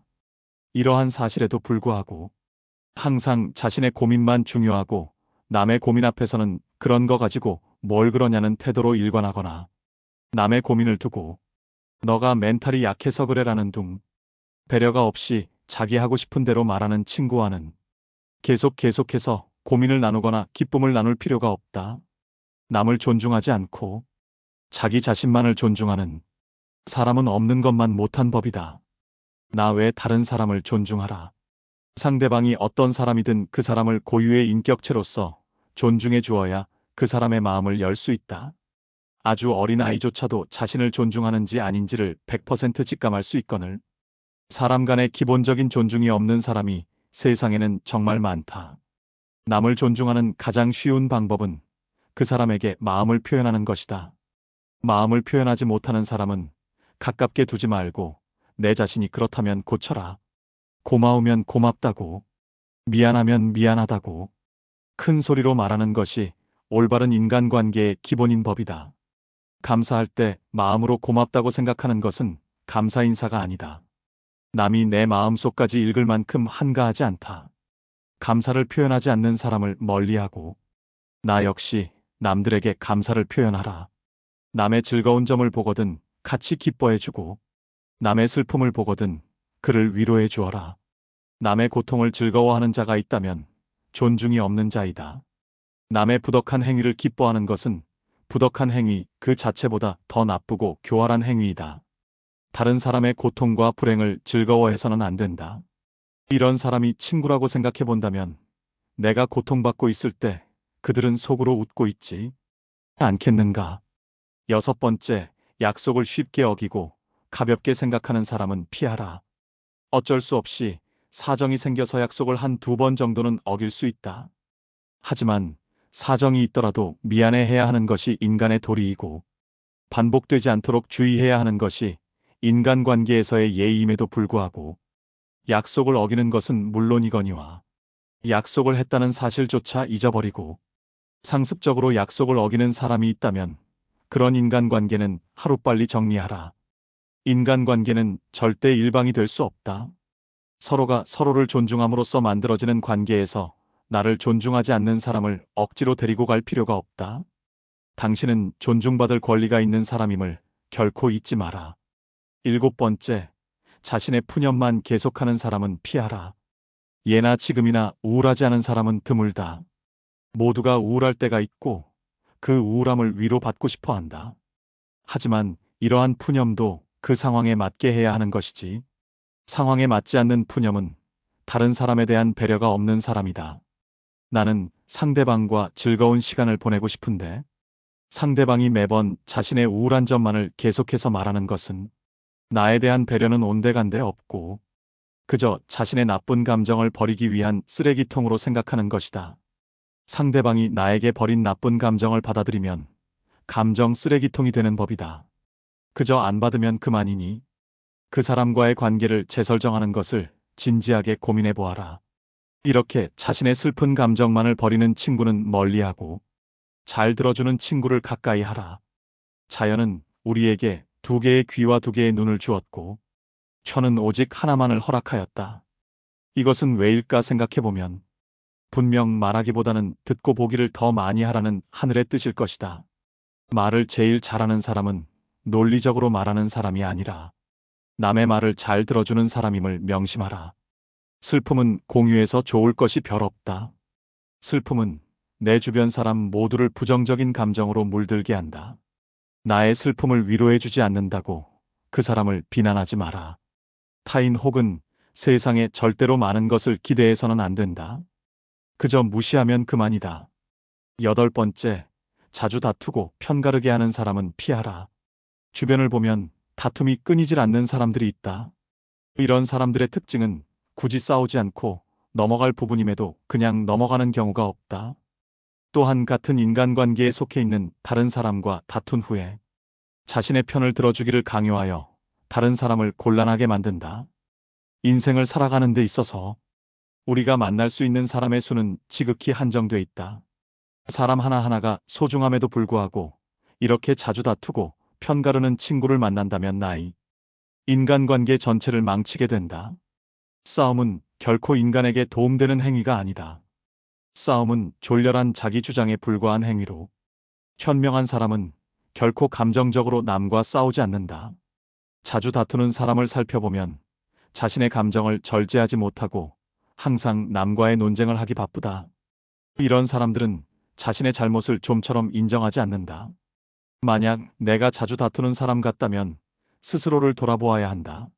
나에게 무슨 잘못이 있는 건 아닌지, 설령 나에게 잘못이 없다고 해도 무엇인가를 찾으려 노력해야 한다. 싸움이라는 것은 혼자 하는 것이 아닌 사람과 사람이 하는 것이기에 일방의 잘못만으로 시작되지는 않기 때문이다. 또 이런 사람들의 특징은 굉장히 오만한 성격을 갖고 있다는 것이다. 자기가 옳다고 생각하고 편을 들어달라 하는 사람은 스스로를 과대평가하는 오만한 사람이다.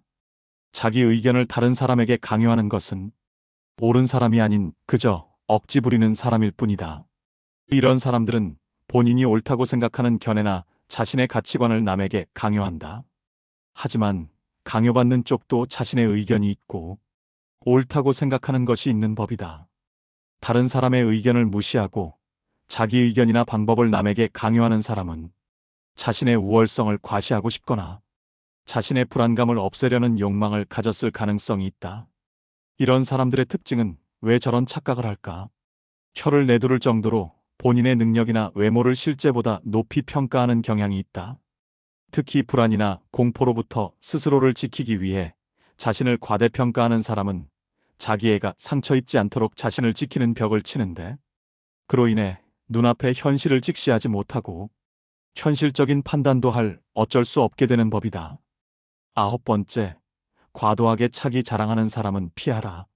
마치 자신의 우위를 과시하는 것처럼 다른 사람을 얕보고 만나면 자기 자랑만 늘어놓는 사람이 있다. 자랑거리는 자신의 입에서 나오면 오만한 사람이 될 뿐이다. 자랑 중에서도 가장 쓸데없는 자랑은 자신의 잘나갔던 과거를 자랑하는 것이다. 옛날 이야기밖에 가진 것이 없을 때 사람은 처량해지는 법이다. 행복하고 가치 있는 삶을 사는 지혜는 지금 가지고 있는 것을 즐기는 것이다. 과거를 너무 많이 자랑하는 사람치고 지금의 삶이 행복한 사람을 본 적이 없고, 행복한 미래를 그리는 것 또한 본 적이 없다. 또한 그게 무엇이든지 너무 자랑하면 그 끝에는 반드시 무슨 말썽거리가 생긴다. 무심코 내뱉은 자랑이 뜻밖의 오해를 부르거나 상대방에게 질투의 대상이 되는 경우가 많다. 주고 말고 있는 지식을 아는 체하며 그저 시끄럽게 떠벌리는 사람들은 빈 깡통은 흔들어도 소리가 나지 않고 속이 가득 차도 소리가 나지 않는 법이다. 소리가 나는 깡통은 속에 무엇이 조금 들어있을 때다. 사람도 아무것도 모르는 사람이나 많이 아는 사람은 아무 말을 하지 않지만, 무엇을 조금 아는 사람이 항상 시끄럽게 말을 많이 한다. 정원을 보면 그 집의 정원사를 알 수 있다. 인간은 모두 한평생을 살아가며 정원을 가꾸는 정원사와 같다. 정원에는 갖가지 수목이 우거지고 계절마다 어김없이 꽃을 피우는 꽃밭이 있다. 또 연못이나 냇물을 만들 수도 있다. 그리고 항상 나무나 잔디 같은 것을 관리해야 한다. 입으로 자기의 공적을 자랑하고 자신을 능력 있고 훌륭한 사람으로 보이게 하는 것은 결코 어렵지 않은 일이다. 그러나 정말로 인간의 가치를 증명하는 것은 실제로 쌓아 올린 성취밖에 없다. 정원은 실제로 쌓아놓은 성취이다. 지금 막 만들기 시작한 정원이라도 한 번만 보면 믿을 수 있는 정원사인지 아닌지 알 수 있다. 또한 나 자신의 겸손함을 유지하라. 물이란 본디산 정상에 머물지 않고 계곡을 따라 서서히 흘러가는 법이다. 이처럼 진정한 미덕은 다른 사람보다 높아지려고 하는 사람에게는 결코 머무르지 않으며 겸손하고 낮아지려는 사람에게만 머무는 법이다. 자화자찬하지 마라. 자기 칭찬을 좋아하는 사람들이 있다.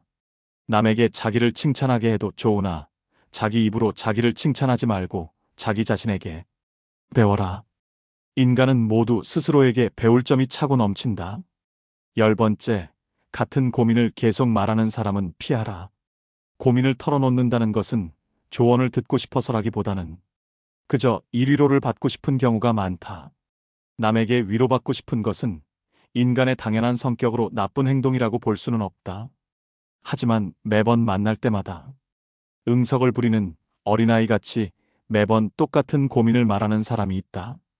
또한 고민을 얘기해서 그에 맞는 조언을 해주려 해도 이미 자기가 정해둔 대답이 나올 때까지 말을 빙빙 돌리거나 화를 내면서 자신이 정한 답을 말해주길 기대하는 사람들이 있다. 다른 사람의 고민을 듣고 무조건 좋은 얘기만 해주는 것은 일시적으로는 좋을 수 있으나 결국 그 사람과 나의 인생에 도움될 것은 없다. 따라서 진짜 절친한 친구거든 진심 어린 조언을 하라. 또한 결점을 친절하게 말해주는 친구가 있다면 이런 사람은 반드시 가까이 하라. 달콤한 음식은 몸에 해롭고 입에 쓴 음식은 몸에 좋은 법이다. 말도 이와 마찬가지이다. 사람인 이상 결점이 있기 마련이다.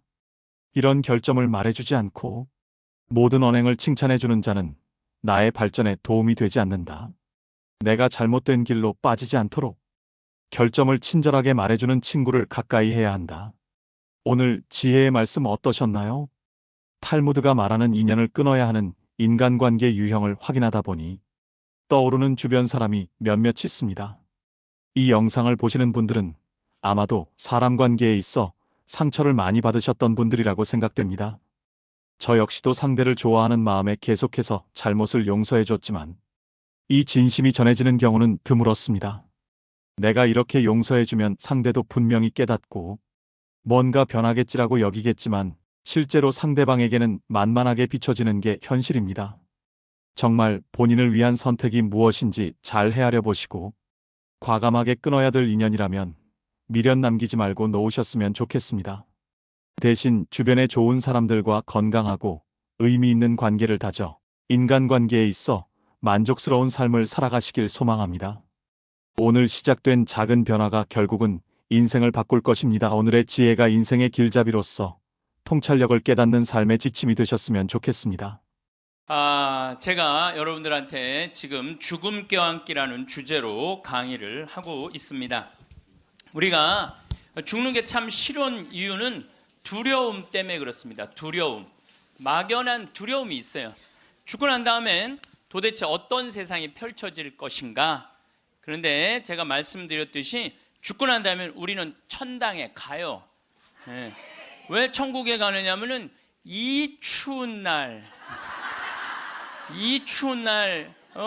그 눈길을 마다 않고 여기 와서 이렇게 쪼그리고 앉아서 강의 듣겠다고 그러는 여러분들은 슬기로운 처녀들이에요. 예. 기름 종지에 기름이 오늘 또 한 방울 또 모아진 거예요. 예. 그러니까 여러분들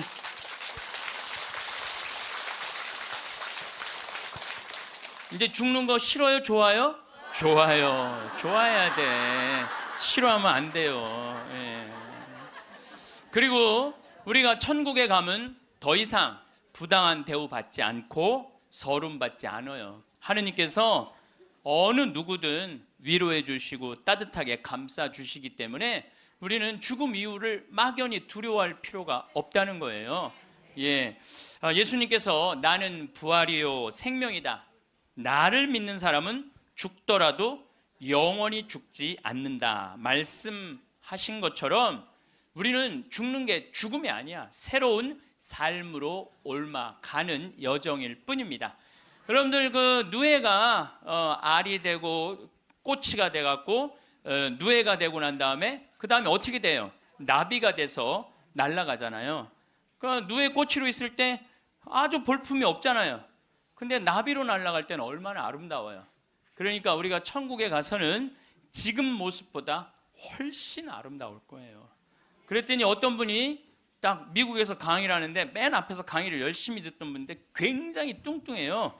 그런데 그분이 손을 들더니 신부님 나도 천국에 가면 날씬해지고 아름다워집니까? 그렇게 물어보더라고요. 그래서 제가 이렇게 대답을 했어요. 날씬하게 될지는 모르지만 아름답긴 할 거다. 아름답긴 할 거다. 어쨌든 우리가 두려움이 막연한 두려움이 있어요. 근데 하느님을 믿는 우리들은 죽는 것에 대한 두려움 가질 필요 없어요. 하느님께서 우리를 천국으로 초대해 주실 것이고 예수님이 뭐하러 그렇게 십자가에 힘들게 못 박혀 돌아가셨어요. 많은 사람들을 구원하시기 위하여 돌아가신 거예요. 여러분들은 그 부활 신앙을 믿어야 돼. 우리 그리스도인들에게 최대의 신앙의 핵심은 부활 신앙이에요. 내가 나비보다 훨씬 아름다운 모습으로 부활할 거라는 이 믿음. 그래도 죽는 게 싫어. 뭐 때문에 그래? 생이별 때문에 그래. 생이별.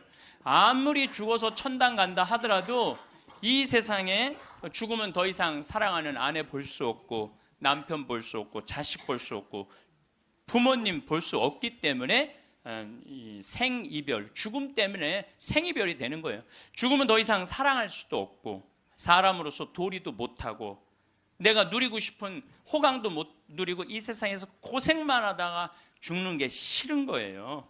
그래서 여기 계신 분들 중에 죽기 직전에 후회하지 말고 죽기 전에 내가 뭘 할 걸 그런 거 후회하지 말고 혹시 돈 100억 정도 있는 분들은 한 10억, 20억만 놔두고 80억은 쓰세요. 맛있는 것도 사 먹고 여행도 다니고 그러면 되지.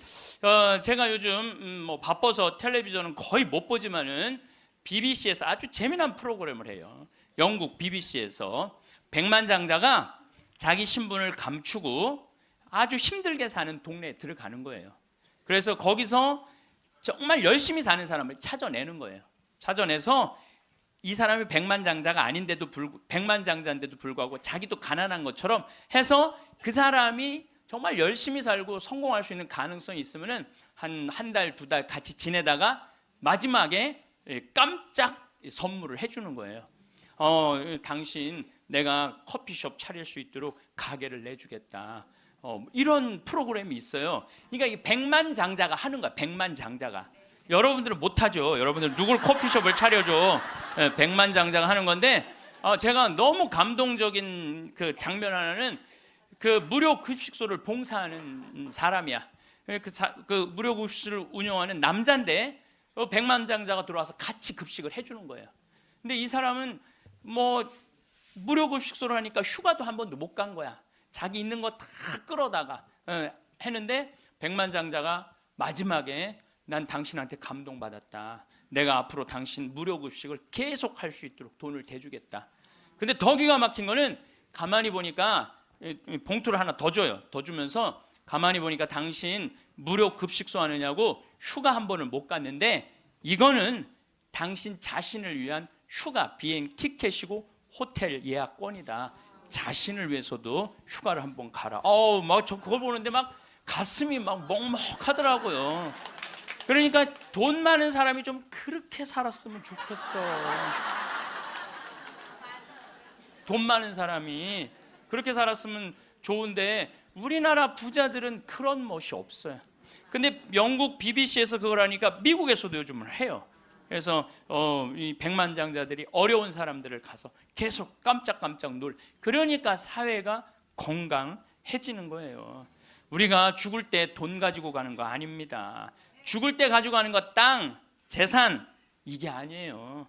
공술의 공수거예요. 빈손으로 왔다 빈손으로 가는 거예요. 가지도 못하고 쥐고 그냥 이거 주려고 인간성도 버리고 나쁜 짓이란 나쁜 짓 다 골라하면서 죽는 사람들 보면 참 제가 보기에는 참 가슴이 아파. 유병원 씨 그렇게 돈을 많이 모아놨다가 결국 죽을 때 돈 갖고 갔어요? 한 푼도 못 갖고 갔어요. 어떻게 했어? 다 놔두고 갔어요. 마지막에 뭐 순천 쪽에서 도망 다닐 때 현찰이 8억 6천 우리나라 돈 8억 6천 있고 달러가 16만 달러 1억 6천이 있었대요. 근데 그거 손도 못 댔어요. 마지막에 그 집에서 도망 나갈 때 이 가방에 마지막에 있었던 건 수쿠알렌 몇 알 딱 갖고 떠난 거야. 수쿠알렌 몇 알. 여러분들 죽을 때 돈 갖고 떠나는 게 아니에요. 우리가 죽을 때 뭘 갖고 가느냐면은 추억 갖고 떠나는 거. 추억. 내가 이렇게 인생을 돌아봐서 야, 난 정말로 즐거웠어. 나 정말로 행복했어.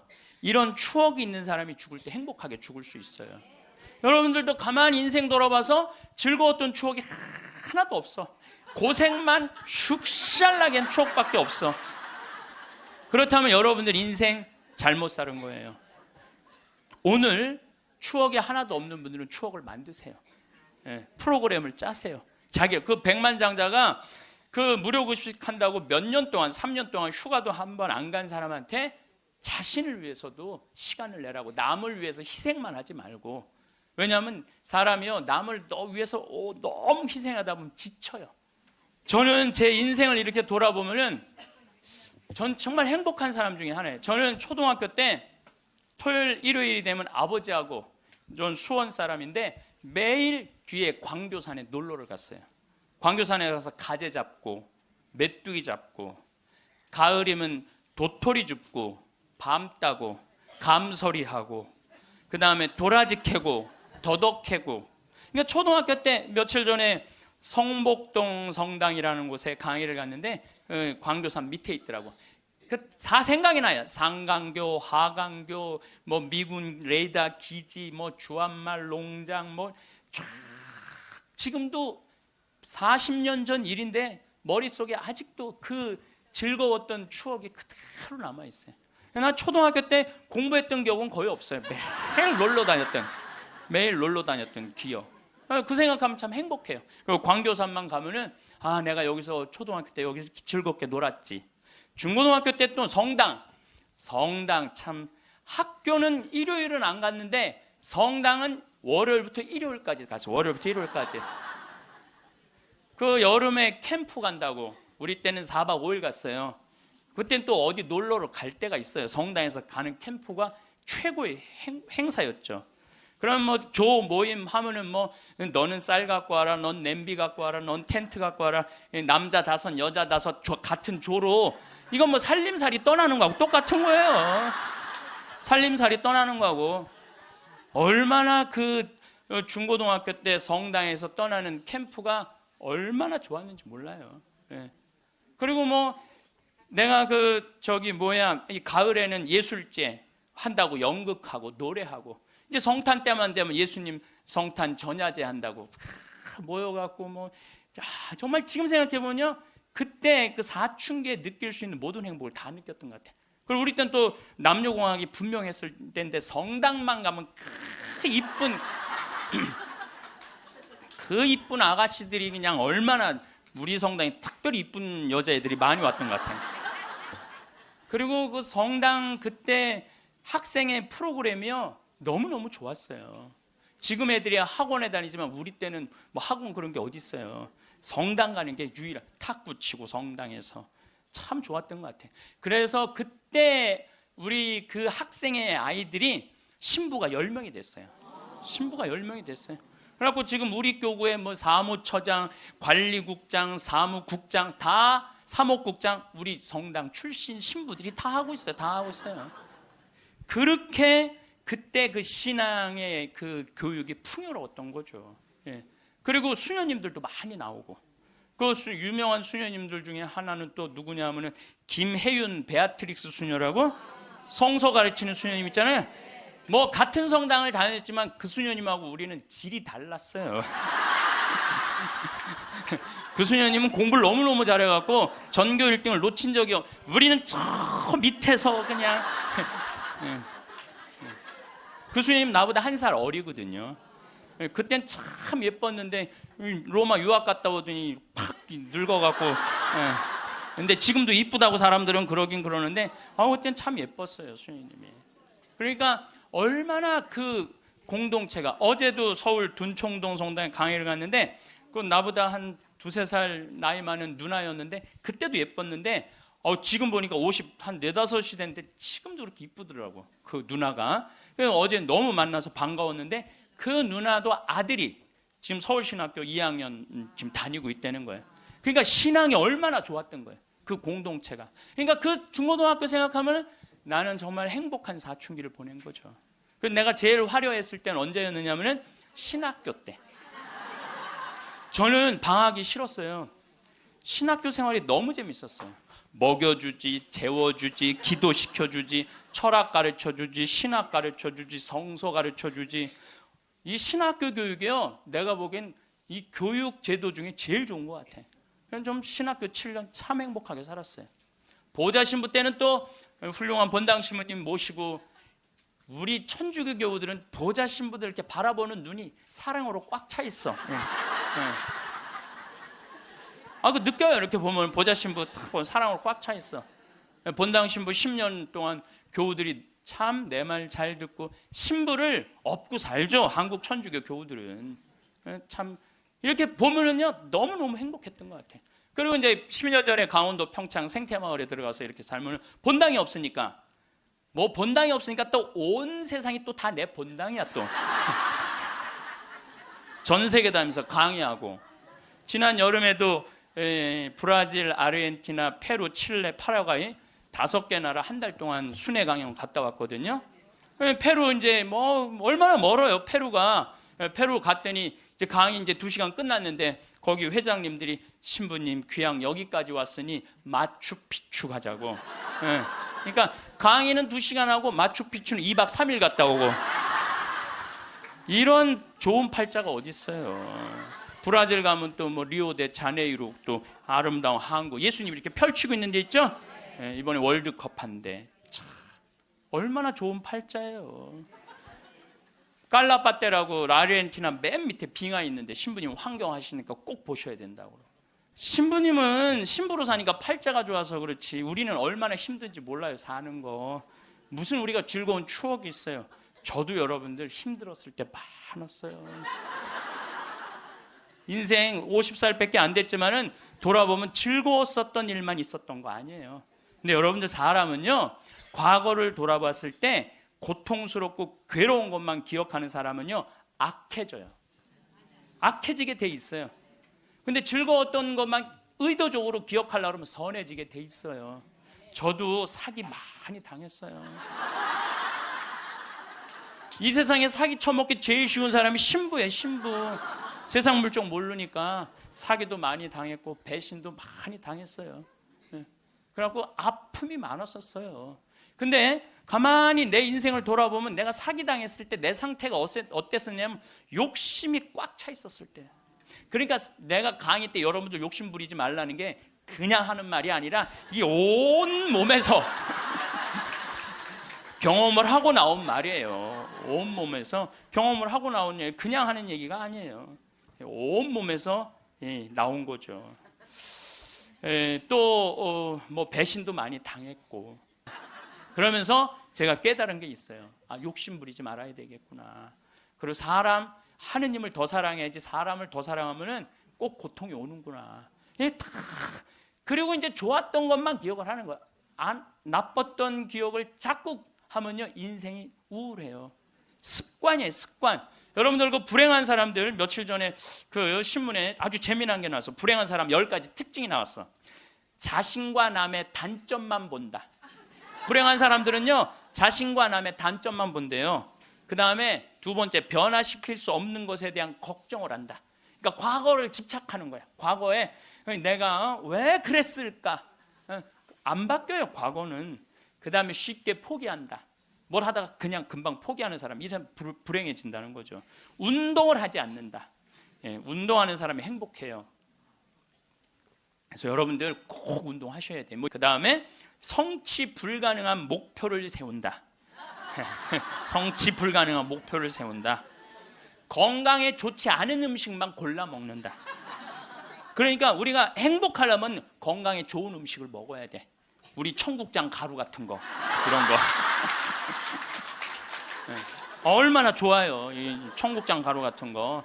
나도 오늘 아침에 좀 일찍 나오는 바람에 청국장 가루를, 저는 그냥 제가 일어나자마자 제가 타 먹어요, 맹물에. 그걸 먹으면요, 기분이 참 좋아요. 그리고 이제 요즘은 이제 시래기, 무청 있죠? 우리 생태마을에 그냥 온 생태마을에 무청이 널려 있어요, 지금. 그걸 보고 있으면 기분이 좋아요. 그 시래기 탁 삶아갖고 무쳐갖고 밥을 비벼 먹으면, 우리 생 청국장에다 밥을 비벼 먹으면 너무 맛있어. 잠을 충분히 자지 않는다. 불행한 사람들. 인터넷에 갇혀 산다. 남에 대해 험담, 부정적인 말만 한다. 불행한 사람들은 이런 다 기미가 있어요. 그 다음에 마지막에 용서하기를 거부한다. 난 절대 용서할 수 없어. 이 사람들이 다 불행하다는 거예요. 그래서 여러분들 이렇게 인생을 돌아보면서 억울하고 분한 것만 새기지 마라. 특별히 우리 할머니들, 내가 대동아 전쟁에 시집으로 와서 6.25 전쟁 때 1.4.5태 때 고생한 얘기, 그거요, 청승이에요, 청승. 행복했던 기억만 하시면 좋아요. 그 다음에 죽을 때 뭐 갖고 가냐면 선행 갖고 가는 거. 선행. 죽을 때 선행 갖고 가는 거. 여러분들 죽을 때 땅 갖고 가는 거 아니라니까요. 집 갖고 가는 게 아니라니까요. 재물 갖고 가는 게 아니에요. 이거는 갖고 갈 수 없는 거야. 갖고 갈 수 없는 거야. 오늘도 전심 먹으면서 잠깐 대화를 했는데, 사람들을 보면요, 1000개를 가지고 있으면서 1개밖에 못 누리고 사는 사람이 있어요. 근데 100개를 가지고 99개를 누리고 사는 사람이 있어요.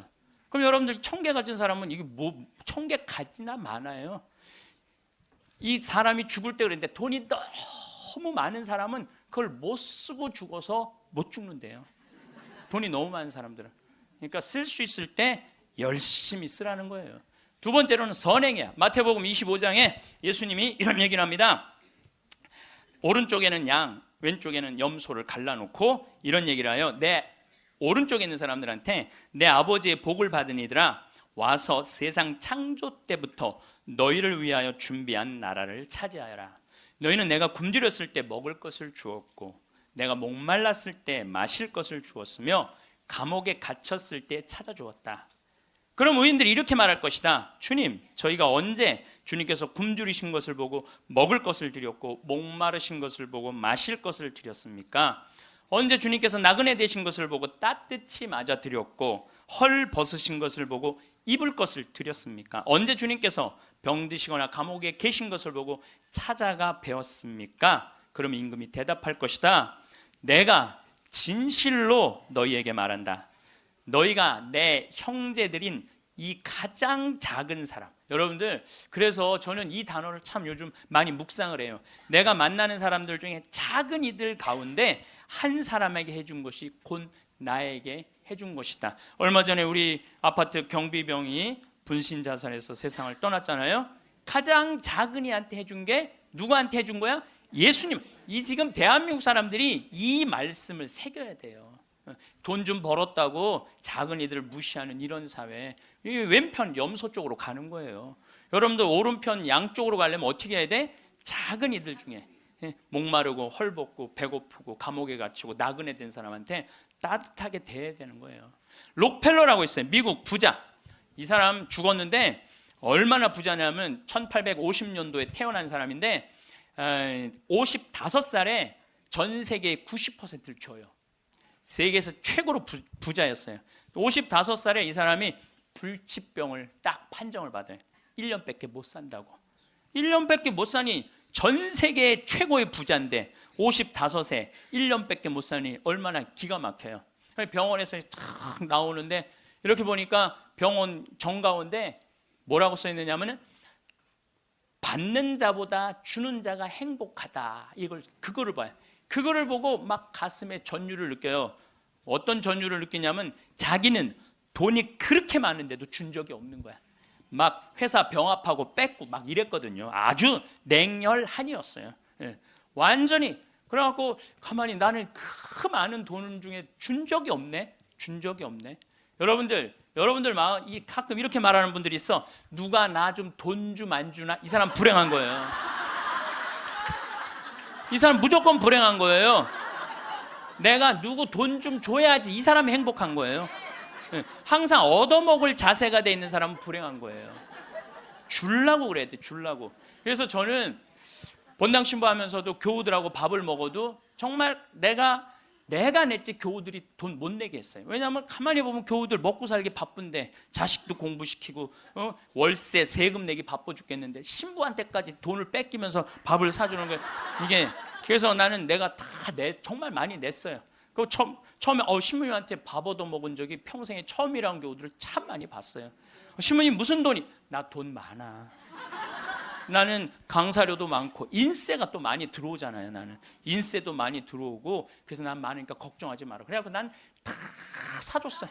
그래도 난 내 주머니에 한 번도 돈이 떨어져 본 적이 없어요. 이게 언제 들어오냐면 내 영명 축일 때 다 들어온다니까요. 내 영명 축일 때.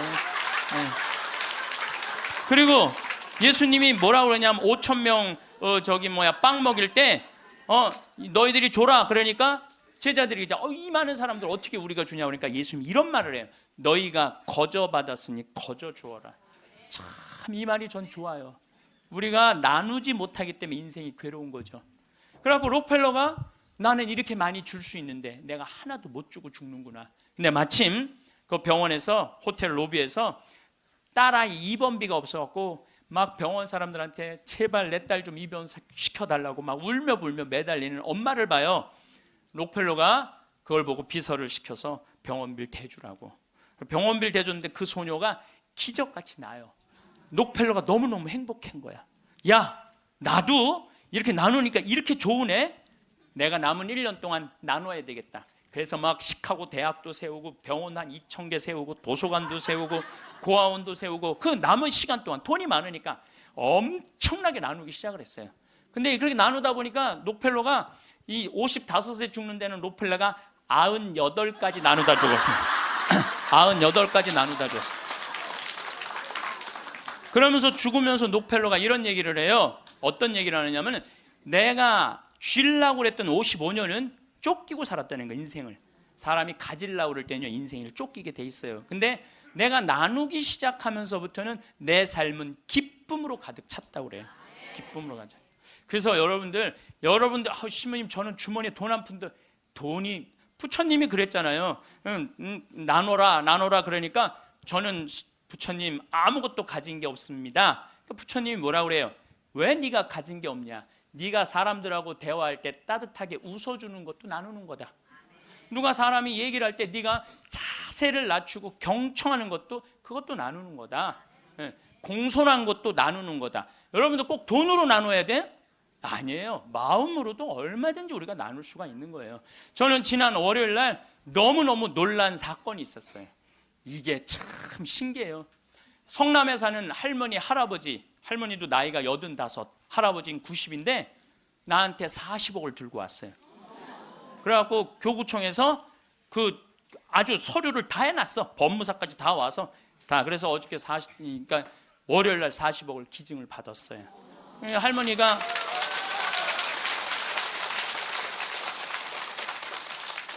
그러니까 되는 놈은 되는 거야.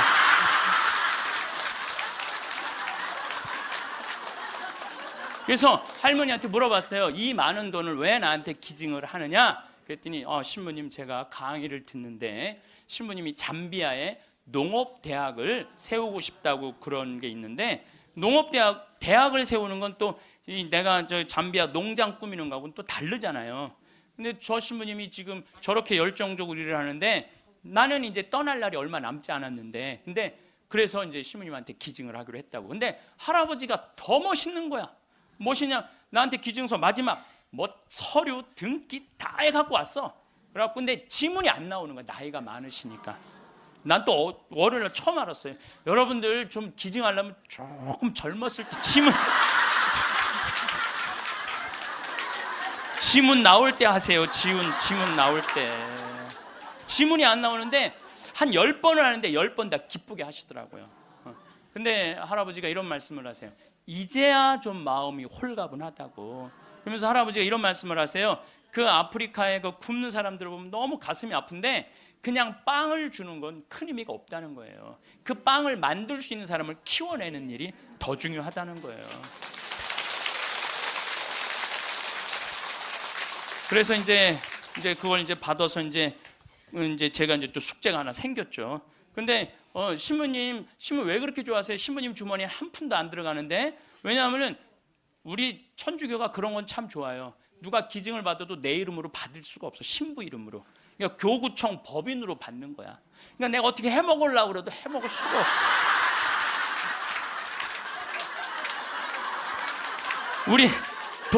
우리 주교님 도장을 훔쳐야지 해먹을 수 있는. 주교님 도장을 훔쳐야지. 근데 그 할아버지가 더 기가 막힌 말씀을 하셨어요. 어떤 말씀을 하셨느냐면은 신부님 아들한테 물어봤대요. 내가 이거를 40억을 신부님한테 기증하기로 했다. 그랬더니 아들이 아버지 기증하세요. 나 넓은 집이 있고 직장이 있는데 그거 돈 많으면 머리 아파요. 그 아들도 기가 막히죠. 아니 법적으로 소송도 한다는데.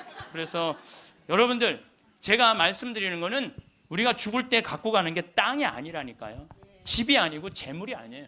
뭐냐면 선행이야. 선행. 내가 뭔가 베풀 수 있는 선행이 있어야 돼요. 그래서 여러분들도 내가 돈이 없다라면 마음으로라도 나눌 줄 알아야 돼. 마음으로라도. 예. 그리고 죽을 때 갖고 가는 건 결정적인 건 믿음이야. 믿음이 없는 사람은요 노잣돈 없이 떠나는 거예요. 믿음이 없는 사람은 노잣돈이 없이 떠나는 거. 죽을 때 빈 털터리로 떠나는 거. 빈 털터리로. 근데 내가 주님께서 날 기다리고 계셔. 주님께서 날 맞아주실 거야. 이 믿음 있는 사람은요 여행 떠날만 해요. 근데 딱 저승에 들어섰는데 아무도 날 데려가는 사람, 깜깜한 어둠만 날 기다리고 있는 사람은 너무너무 힘든 거죠. 제가 한 10년 전에 우리 후배 신부들을 데리고 제주도에 스킨스쿠버를 데리고 갔어요. 바다에 들어가는 거. 근데 한 6, 7명 신부들하고 지구 신부들하고 갔는데 문섬, 새끼섬, 서귀포 쪽에 거기가 참 아름다워요.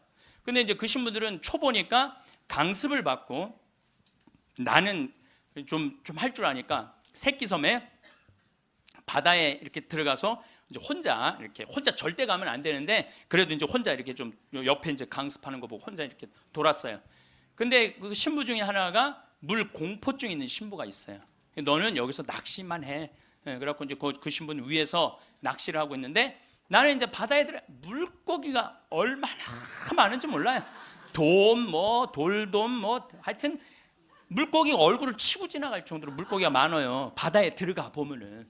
그래갖고 이제 한 바퀴 한 30분 이제 다이빙을 하고 나와서 그 후배 신부한테 물어봤어요. 물고기 좀 잡았어? 이 신부가 한다는 얘기가 신부님 한 마리도 없나 봐요. 30분 동안 한 마리도 못 잡았어요. 그러는 거예요. 그 많은 물고기를 두고 그 위에서 낚시하는 사람은 한 마리도 없는 줄 알고 그냥 계속 한 마리도 없다고 투정을 부리더라고요. 신앙생활도 똑같아요. 신앙생활도 내가 하느님을 믿고 하느님 안으로 빠져들면은요, 그 안에는 온 세상이 하느님의 섭리야. 하느님의 손길이고 하느님의 사랑이야. 근데 많은 사람들은 그 물속에 뛰어들지 않아요. 뛰어들지 않고 바깥에서 있는 거야, 없는 거야. 하느님 계신 거야, 안 계신 거야. 이러고 있으니까 잡아요, 못 잡아요? 못 잡아요. 여러분도 오늘도 야 명동에 오늘 그 신부님 강의 간대자 가자. 데리고 올라오는 아유 뭘 가, 니네나 가. 난 나중에 기회 되면 갈게. 그 사람은요 못 잡는 거예요. 물고기를 못 잡는 거예요. 얼마나 하느님 안에 들어가면은 신앙의 보물이 얼마나 많은데. 또 우리 보자 신부님이 그런 얘기를 해요. 보자 신부님이 자기 낚시를 참 좋아해요. 우리 보자 신부님이. 근데 신부님 강론 때 그러더라고요. 보면은 아무리 물고기가 안 나와도 한 자리에서 4시간, 5시간 앉아있으면 결국은 나올 때 되면 밑밥을 뿌리면은 나올 때 되면 엄청나게 나온다는 거예요. 우리 보자 신부님이 우리 조카 며느리 아이가 아기를 가져갖고 잉어를 좀 해달라는 거예요. 가면 막 이렇게 잡아오는 거예요. 어떻게 이렇게 재주가 좋으냐 그러니까 신부님이 한 자리에 계속 있으면 잡는다는 거예요. 한 자리에 계속 있으면은. 근데 자기가 낚시터에 가보면 한 마리도 못 잡아가는 사람이 있대. 어떤 사람이냐면 1시간씩 옮기는 사람. 이 사람은 하나도 못 잡고 가는 거야. 하나도 못 잡고. 그래서 신앙도 꾸준한 사람이, 변함이 없는 사람이 엄청난 보화를 끌어올릴 수 있는 거예요. 그래서 우리 죽을 때는 추억, 선행, 믿음 갖고 가는 거예요. 집 갖고 가는 게 아니라니까요.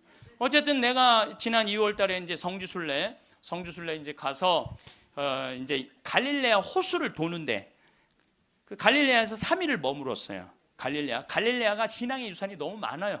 5,000명 먹이신 빵의 기적도 갈릴레아 호수에서 했지. 산상 설교도 갈릴레아에서 했지. 풍랑 걸은 데도 저 갈릴레아지. 제자들하고 예수님하고 만난 데도 갈릴레아지. 얼마나 많아요. 그러니까 거긴 3일을 머물렀죠.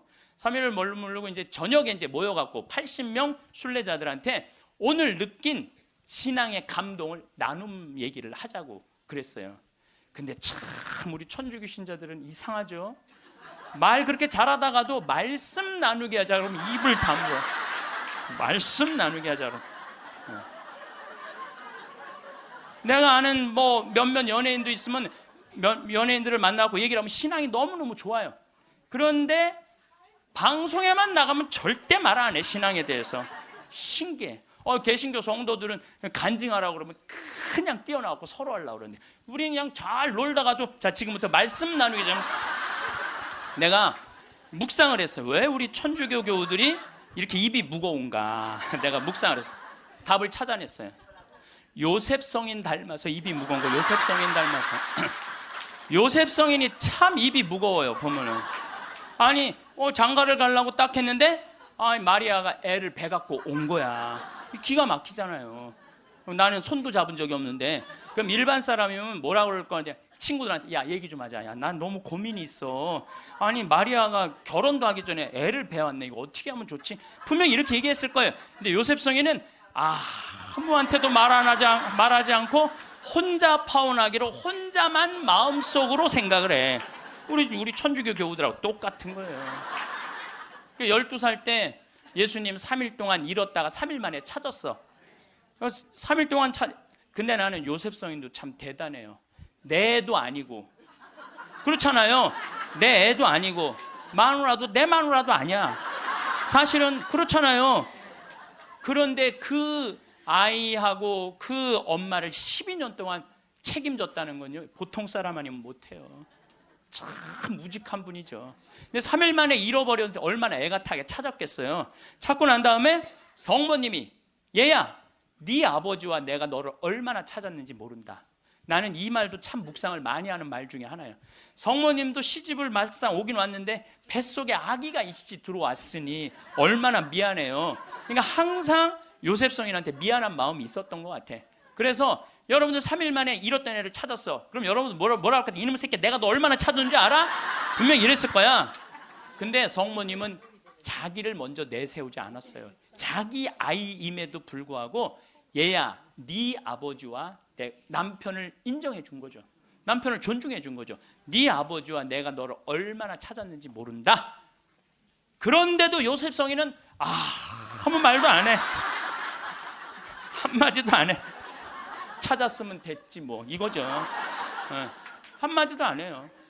내가 이번에 성주순례 가서도 너무 많은 걸 느꼈는데, 그 대학생이야. 대학생이 엄마 아빠를 따라온 거야. 인천공항이 딱 나를 바라보는 눈빛이 흰 눈동자 95% 까만 눈동자. 너 때문에 내가 여기 따라왔다. 근데 이 친구가 성주순례를 하루를 걷더니 이틀을 걷더니 눈빛이 바뀌는 거예요. 그러면서 마지막엔 이 친구가 이런 말을 하더라고요. 신부님, 저는 가슴이 지금 터질 것 같이 행복하다는 거예요. 살아계신 예수님을 만나서, 살아계신 예수님을 만나서 가슴이 터질 것 같이 행복하다는 거예요. 그리고 그 친구는 엄마 아빠가 길을 잃고 헤매, 공부 굉장히 잘하는 아이였어요. 근데 지금 의대 공부를 한대요. 내가 아프리카에 좀 가서 봉사 좀 하자 그랬더니, 그러니까 길을 찾은 거지.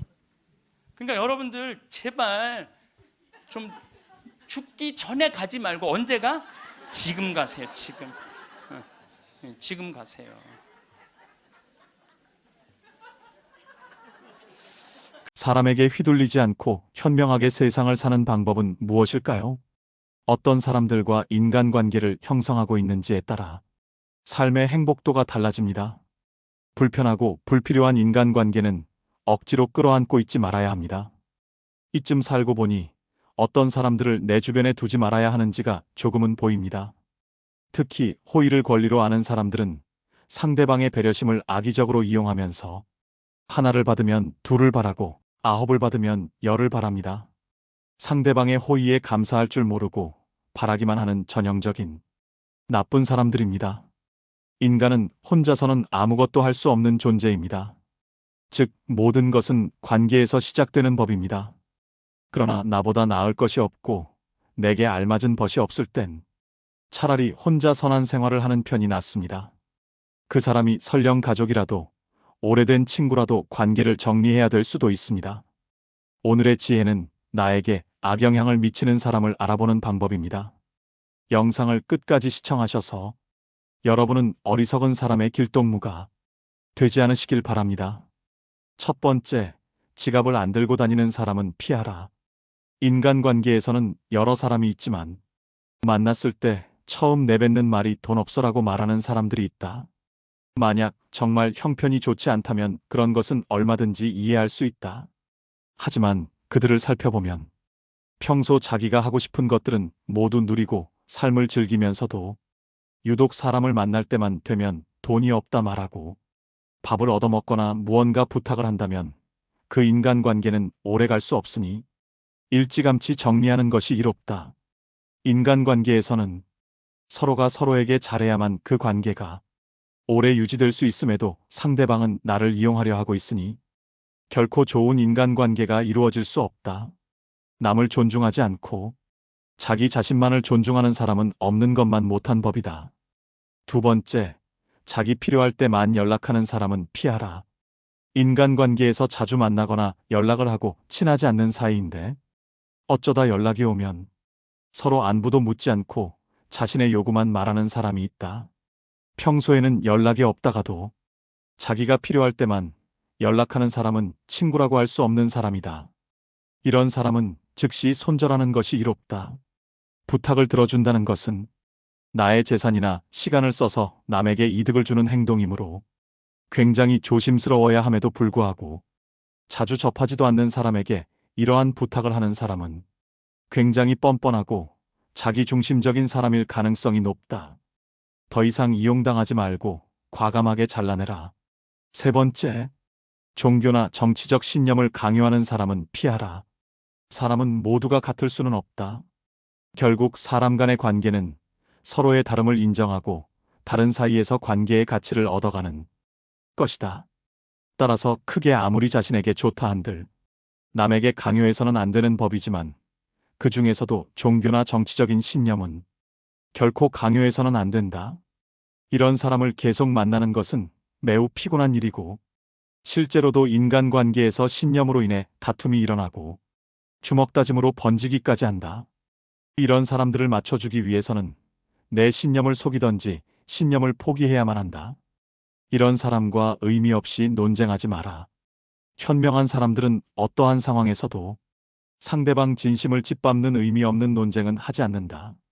그게 어떤 주제가 됐든지 간에 논쟁이 시작되면 서로는 원래 성격보다 자기 관점을 더 세게 고집하기 십상이다. 사실 이러한 논쟁은 아무런 의미도 없고 필요도 없다. 논쟁에서 졌다면 그저 할 말이 없다. 한편 상대방을 철저히 눌러 이겼다. 한들 무슨 소용이 있으랴? 그것은 일시적으로 승리를 거둔 것일 뿐. 그 승리의 쾌감은 결코 오래가지 못한다. 이뿐만 아니라 가장 큰 문제점은 논쟁에서의 승리를 상대방의 자존심을 짓밟은 대가로 얻었다는 것이다. 남의 체면을 깎아 얻은 승리 때문에 상대로부터 원한을 사서 언젠가 큰 화를 당할지도 모르는 일이다. 네 번째에 만났을 때 괴로운 친구는 피하라. 우리 인간관계에서는 친구와 약속을 정하면 취소가 되길 바라는 마음이 들고 만나도 크게 재미도 없고 핑계를 대서라도 집에 있고 싶어지는 그런 친구가 생기기 마련이다. 처음에는 만나면 즐거웠던 친구가 점점 재미없어지고 나와 안 맞는 것 같다는 생각이 들면 인간관계를 정리해야 하는 하나의 신호로 받아들여도 좋다. 왜냐하면 살아가는 세월 동안 그 친구도 변했고 나도 많이 변했을 것이다. 예전에는 함께 생활하며 그 친구와 닮은 점도 많았을 것이고 교우관계도 비슷했을 테지만 결국에는 접하는 사람들도 달라지고 마주치는 상황도 크게 달라졌다. 그렇기에 예전에는 만나면 즐거웠던 사람도 나이가 들수록 안 맞는다고 느끼는 것이다. 내가 귀찮고 힘들어하는 만큼 그 친구 또한 나를 만나는 것을 귀찮고 힘들어할 가능성이 없을 수 없다. 인간관계는 일방이 아닌 쌍방이기 때문이다. 따라서 그와 나 자신을 위해서라도 조금씩 연락을 멀리하며 서서히 거리를 두는 것이 어떨지 진지하게 고민해보는 것이 좋다. 다섯 번째, 남의 고민을 가볍게 여기는 사람은 피하라. 이 세상에 무거운 고민과 가벼운 고민은 따로 존재하지 않는다. 내가 느끼기에 별게 아닌 고민도 남에게는 죽는 것이 나을 정도로 힘든 상황일 수도 있기 때문이다. 왜냐하면 삶의 무게는 상대적이라. 사람마다 각자가 느끼는 삶의 무게는 제각각 다르기 때문이다. 이러한 사실에도 불구하고 항상 자신의 고민만 중요하고 남의 고민 앞에서는 그런 거 가지고 뭘 그러냐는 태도로 일관하거나 남의 고민을 두고 너가 멘탈이 약해서 그래라는 둥 배려가 없이 자기 하고 싶은 대로 말하는 친구와는 계속해서 고민을 나누거나 기쁨을 나눌 필요가 없다. 남을 존중하지 않고 자기 자신만을 존중하는 사람은 없는 것만 못한 법이다. 나 외 다른 사람을 존중하라. 상대방이 어떤 사람이든 그 사람을 고유의 인격체로서 존중해 주어야 그 사람의 마음을 열 수 있다. 아주 어린 아이조차도 자신을 존중하는지 아닌지를 100% 직감할 수 있거늘 사람 간의 기본적인 존중이 없는 사람이 세상에는 정말 많다. 남을 존중하는 가장 쉬운 방법은 그 사람에게 마음을 표현하는 것이다. 마음을 표현하지 못하는 사람은 가깝게 두지 말고 내 자신이 그렇다면 고쳐라. 고마우면 고맙다고, 미안하면 미안하다고 큰 소리로 말하는 것이 올바른 인간관계의 기본인 법이다. 감사할 때 마음으로 고맙다고 생각하는 것은 감사 인사가 아니다. 남이 내 마음속까지 읽을 만큼 한가하지 않다. 감사를 표현하지 않는 사람을 멀리하고 나 역시 남들에게 감사를 표현하라. 남의 즐거운 점을 보거든 같이 기뻐해주고, 남의 슬픔을 보거든 그를 위로해 주어라. 남의 고통을 즐거워하는 자가 있다면 존중이 없는 자이다. 남의 부덕한 행위를 기뻐하는 것은 부덕한 행위 그 자체보다 더 나쁘고 교활한 행위이다. 다른 사람의 고통과 불행을 즐거워해서는 안 된다. 이런 사람이 친구라고 생각해 본다면 내가 고통받고 있을 때 그들은 속으로 웃고 있지 않겠는가? 6번째, 약속을 쉽게 어기고 가볍게 생각하는 사람은 피하라. 어쩔 수 없이 사정이 생겨서 약속을 한 2번 정도는 어길 수 있다. 하지만 사정이 있더라도 미안해해야 하는 것이 인간의 도리이고, 반복되지 않도록 주의해야 하는 것이 인간관계에서의 예의임에도 불구하고, 약속을 어기는 것은 물론이거니와 약속을 했다는 사실조차 잊어버리고 상습적으로 약속을 어기는 사람이 있다면 그런 인간관계는 하루빨리 정리하라. 인간관계는 절대 일방이 될 수 없다. 서로가 서로를 존중함으로써 만들어지는 관계에서 나를 존중하지 않는 사람을 억지로 데리고 갈 필요가 없다. 당신은 존중받을 권리가 있는 사람임을 결코 잊지 마라. 7번째, 자신의 푸념만 계속하는 사람은 피하라. 예나 지금이나 우울하지 않은 사람은 드물다. 모두가 우울할 때가 있고 그 우울함을 위로받고 싶어 한다. 하지만 이러한 푸념도 그 상황에 맞게 해야 하는 것이지. 상황에 맞지 않는 푸념은 다른 사람에 대한 배려가 없는 사람이다. 나는 상대방과 즐거운 시간을 보내고 싶은데 상대방이 매번 자신의 우울한 점만을 계속해서 말하는 것은 나에 대한 배려는 온데간데 없고 그저 자신의 나쁜 감정을 버리기 위한 쓰레기통으로 생각하는 것이다. 상대방이 나에게 버린 나쁜 감정을 받아들이면 감정 쓰레기통이 되는 법이다. 그저 안 받으면 그만이니 그 사람과의 관계를 재설정하는 것을 진지하게 고민해 보아라. 이렇게 자신의 슬픈 감정만을 버리는 친구는 멀리하고 잘 들어주는 친구를 가까이 하라. 자연은 우리에게 2개의 귀와 2개의 눈을 주었고 혀는 오직 하나만을 허락하였다. 이것은 왜일까 생각해보면 분명 말하기보다는 듣고 보기를 더 많이 하라는 하늘의 뜻일 것이다. 말을 제일 잘하는 사람은 논리적으로 말하는 사람이 아니라 남의 말을 잘 들어주는 사람임을 명심하라. 슬픔은 공유해서 좋을 것이 별 없다. 슬픔은 내 주변 사람 모두를 부정적인 감정으로 물들게 한다. 나의 슬픔을 위로해주지 않는다고 그 사람을 비난하지 마라. 타인 혹은 세상에 절대로 많은 것을 기대해서는 안 된다. 그저 무시하면 그만이다. 8번째, 자주 다투고 편가르게 하는 사람은 피하라. 주변을 보면 다툼이 끊이질 않는 사람들이 있다. 이런 사람들의 특징은 굳이 싸우지 않고 넘어갈 부분임에도 그냥 넘어가는 경우가 없다. 또한 같은 인간관계에 속해 있는 다른 사람과 다툰 후에 자신의 편을 들어주기를 강요하여 다른 사람을 곤란하게 만든다. 인생을 살아가는 데 있어서 우리가 만날 수 있는 사람의 수는 지극히 한정돼 있다. 사람 하나하나가 소중함에도 불구하고 이렇게 자주 다투고 편가르는 친구를 만난다면 인간관계 전체를 망치게 된다. 싸움은 결코 인간에게 도움되는 행위가 아니다. 싸움은 졸렬한 자기 주장에 불과한 행위로 현명한 사람은 결코 감정적으로 남과 싸우지 않는다. 자주 다투는 사람을 살펴보면 자신의 감정을 절제하지 못하고 항상 남과의 논쟁을 하기 바쁘다. 이런 사람들은 자신의 잘못을 좀처럼 인정하지 않는다. 만약 내가 자주 다투는 사람 같다면 스스로를 돌아보아야 한다. 나에게 무슨 잘못이 있는 건 아닌지, 설령 나에게 잘못이 없다고 해도 무엇인가를 찾으려 노력해야 한다. 싸움이라는 것은 혼자 하는 것이 아닌 사람과 사람이 하는 것이기에 일방의 잘못만으로 시작되지는 않기 때문이다. 또 이런 사람들의 특징은 굉장히 오만한 성격을 갖고 있다는 것이다. 자기가 옳다고 생각하고 편을 들어달라 하는 사람은 스스로를 과대평가하는 오만한 사람이다. 자기 의견을 다른 사람에게 강요하는 것은 옳은 사람이 아닌 그저 억지 부리는 사람일 뿐이다.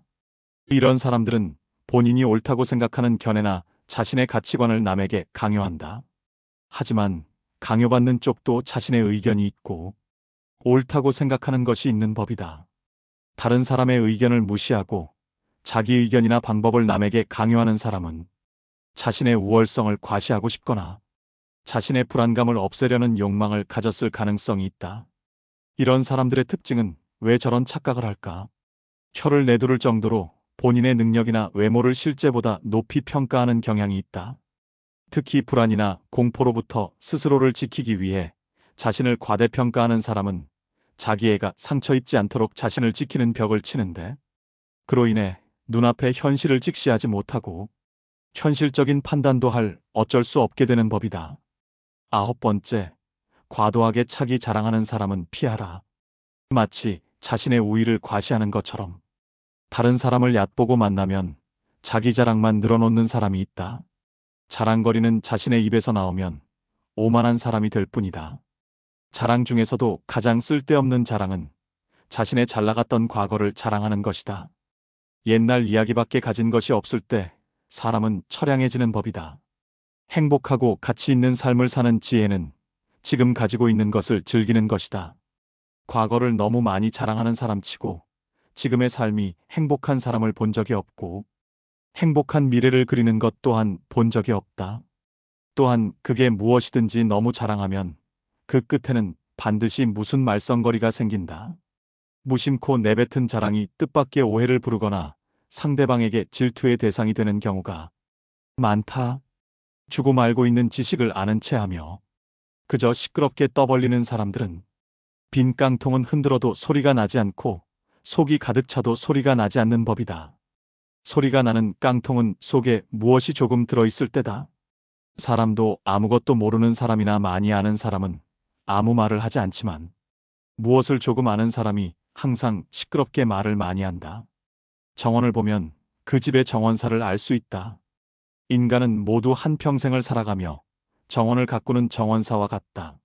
정원에는 갖가지 수목이 우거지고 계절마다 어김없이 꽃을 피우는 꽃밭이 있다. 또 연못이나 냇물을 만들 수도 있다. 그리고 항상 나무나 잔디 같은 것을 관리해야 한다. 입으로 자기의 공적을 자랑하고 자신을 능력 있고 훌륭한 사람으로 보이게 하는 것은 결코 어렵지 않은 일이다. 그러나 정말로 인간의 가치를 증명하는 것은 실제로 쌓아 올린 성취밖에 없다. 정원은 실제로 쌓아놓은 성취이다. 지금 막 만들기 시작한 정원이라도 한 번만 보면 믿을 수 있는 정원사인지 아닌지 알 수 있다. 또한 나 자신의 겸손함을 유지하라. 물이란 본디산 정상에 머물지 않고 계곡을 따라 서서히 흘러가는 법이다. 이처럼 진정한 미덕은 다른 사람보다 높아지려고 하는 사람에게는 결코 머무르지 않으며 겸손하고 낮아지려는 사람에게만 머무는 법이다. 자화자찬하지 마라. 자기 칭찬을 좋아하는 사람들이 있다. 남에게 자기를 칭찬하게 해도 좋으나 자기 입으로 자기를 칭찬하지 말고 자기 자신에게 배워라. 인간은 모두 스스로에게 배울 점이 차고 넘친다. 10번째, 같은 고민을 계속 말하는 사람은 피하라. 고민을 털어놓는다는 것은 조언을 듣고 싶어서라기보다는 그저 일위로를 받고 싶은 경우가 많다. 남에게 위로받고 싶은 것은 인간의 당연한 성격으로 나쁜 행동이라고 볼 수는 없다. 하지만 매번 만날 때마다 응석을 부리는 어린아이같이 매번 똑같은 고민을 말하는 사람이 있다. 또한 고민을 얘기해서 그에 맞는 조언을 해주려 해도 이미 자기가 정해둔 대답이 나올 때까지 말을 빙빙 돌리거나 화를 내면서 자신이 정한 답을 말해주길 기대하는 사람들이 있다. 다른 사람의 고민을 듣고 무조건 좋은 얘기만 해주는 것은 일시적으로는 좋을 수 있으나 결국 그 사람과 나의 인생에 도움될 것은 없다. 따라서 진짜 절친한 친구거든 진심 어린 조언을 하라. 또한 결점을 친절하게 말해주는 친구가 있다면 이런 사람은 반드시 가까이 하라. 달콤한 음식은 몸에 해롭고 입에 쓴 음식은 몸에 좋은 법이다. 말도 이와 마찬가지이다. 사람인 이상 결점이 있기 마련이다. 이런 결점을 말해주지 않고 모든 언행을 칭찬해주는 자는 나의 발전에 도움이 되지 않는다. 내가 잘못된 길로 빠지지 않도록 결점을 친절하게 말해주는 친구를 가까이 해야 한다. 오늘 지혜의 말씀 어떠셨나요? 탈무드가 말하는 인연을 끊어야 하는 인간관계 유형을 확인하다 보니 떠오르는 주변 사람이 몇몇 있습니다. 이 영상을 보시는 분들은 아마도 사람 관계에 있어 상처를 많이 받으셨던 분들이라고 생각됩니다. 저 역시도 상대를 좋아하는 마음에 계속해서 잘못을 용서해줬지만 이 진심이 전해지는 경우는 드물었습니다. 내가 이렇게 용서해주면 상대도 분명히 깨닫고 뭔가 변하겠지라고 여기겠지만 실제로 상대방에게는 만만하게 비춰지는 게 현실입니다. 정말 본인을 위한 선택이 무엇인지 잘 헤아려 보시고 과감하게 끊어야 될 인연이라면 미련 남기지 말고 놓으셨으면 좋겠습니다. 대신 주변에 좋은 사람들과 건강하고 의미 있는 관계를 다져 인간관계에 있어 만족스러운 삶을 살아가시길 소망합니다. 오늘 시작된 작은 변화가 결국은 인생을 바꿀 것입니다. 오늘의 지혜가 인생의 길잡이로서 통찰력을 깨닫는 삶의 지침이 되셨으면 좋겠습니다.